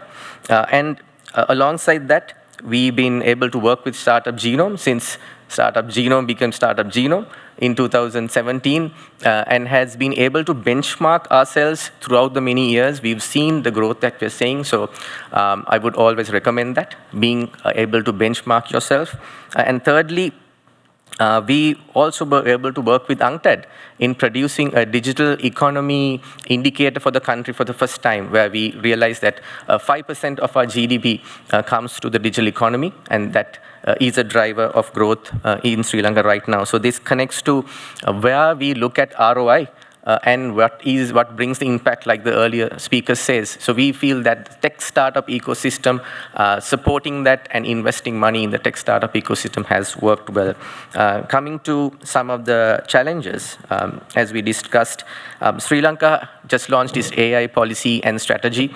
We would really like to discuss this with other countries who are now developing that as well. We are very focused on entrepreneurship development through DPI, digital public infrastructure-driven entrepreneurship is something that we're really focusing on. As I said, entrepreneurship and Ministry of Digital Economy coming together and working on it. Data-driven measures, just as she mentioned, is very important. We really would like to see speed of execution being much faster. I expressed a digital nomad visa back in 2021 when I came to Riyadh, but we still haven't got that going. So speed of execution on some of these things are a bit slow. To two things that I would really like to work with some of the other countries is we are developing a fund of fund. And I heard some of the countries already have it. Chile has it. Would like to really speak to you, putting the framework together. It's a $50 million fund of fund. Government is investing, and we are inviting other players and VCs to be part of it. But I would like to know your experience of developing this, putting together a fund of fund. And even before that, the VC tax structure in your countries. How have you made it possible for venture funds to make it more attractive and conducive for investment? Thank you very much. Thank you, Shundra. And last but by no means least, very happy to welcome Sarah Goldberg, who wears two hats, Director of the National Agency for Research and Innovation, ANI, and also EuroCap, of which I forget the exact organization name, Venture Capital Association. Yes, that's there right. We go. So Sarah, please, over to you. Thank you, Matt. Thank you, all of you in Indiana, for having us. This is a great, great event, a great congress. I am from Uruguay. Uruguay is a small country in South America. We are 3.5 million, almost a neighborhood of São Paulo in Brazil. And we have very big and important neighbors, Argentina, Brazil, Chile, across the mountains. But we are a country that we believe in entrepreneurs, in entrepreneurships, and we need more of them. Yes, we are some characteristics of Uruguay, is like Jose Miguel told us before, the consistency, the stability of the country. We like and we love to have all the rules that there are maintained during the different years, and the entrepreneurs and enterprise and companies from Uruguay and from all the region know that, and we are a country that they want to come. But we grow in GDP, and we grow in the apport to the GDP from the tech companies, but we need to grow more, yes? And that's why the new government that starts in March of this year, we launched a new program that it calls Uruguay Innova.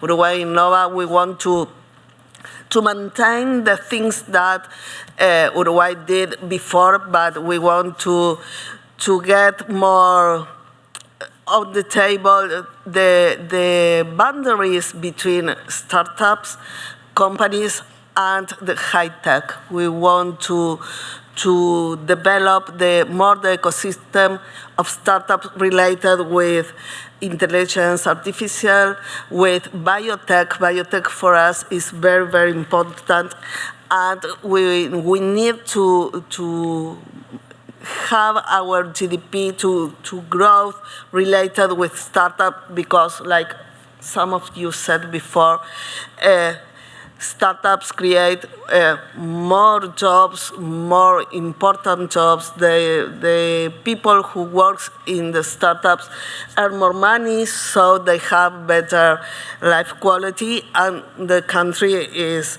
a good thing for our country. We are working between, like I said,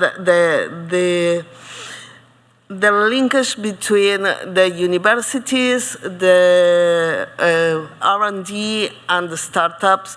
We want to have more startups based on in the scientific way. We are working on that.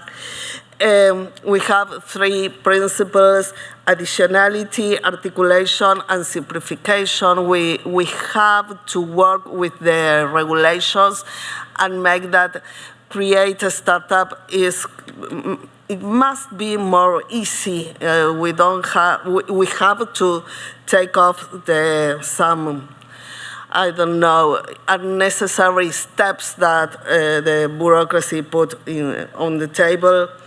the components of this new program are for knowledge, innovation, internationalization, where, like I said, we are a small country. We have our startups born and have to born internationally, and the things relate with the regulatory. And innovation, of course, always innovation. We have to collaborate between the different sectors of the country, but between the different areas and regions. We are going to give more money, and we are going to improve the co-investment programs. We don't think that we are going to have a fund of funds, but yes, we want to co-invest with VCs, CVCs, and angel investors too. And we are working in terms of put innovation inside the public sector. And the public sector has to have an open mind in terms of innovation, and in terms that is an important actor to make that the private people want to innovate. So we are working a lot of the GovTech sectors and things like that. For finish, we are working a lot in social innovation. It's the thing that we are sure that it's going to make us to grow better. We are thinking in missions, and that's one of our missions. And I think that now it's okay. Thank you very much. Thank you, Sarah. So that concludes our morning plenary. I think you'll agree there's a wealth of experience, insights, and conversation starters from this morning's session. Apologies for running a little over. I just want to give a quick run through of this afternoon's agenda. This is the formality ended, essentially. We are moving next door for ministerial lunch. Afterwards, we have some of our international organizations having informal roundtable discussions on a number of key topics, entrepreneurship strategies with Arlette of UNCTAD, Startup Hats with Belinda and Mike of Innovation for Policy Foundation, ecosystem metrics with JF and Chris of Startup Genome, and policy evaluation with Albert and John of OECD. Very informal, really stay in the ministerial room, I know, or the ministerial lounge. I know many of you are also starting your bilateral meetings as well, so do please feel welcome to step out for those. We open the GEC later this afternoon at 3 o'clock. There are some VIP seats at the front if you wish to make use of those. That's a 3 till 4:30-ish session. We have welcome drinks in the main village, 5 till 7, if you haven't already gone through. That's the main body of the conference, which is over here. We then go into the wider 4-day GEC. I wanted to take a quick opportunity to introduce you to some of the team, all of these people that have been supporting you via WhatsApp over the last few days and weeks.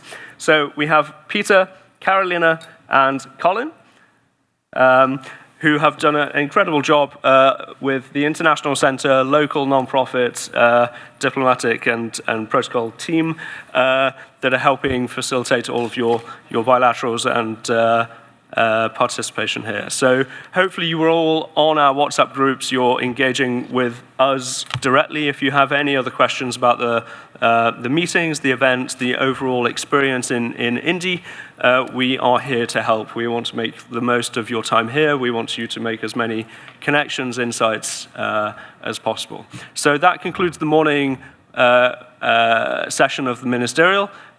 Please join us next door for ministerial lunch. Thank you, everyone.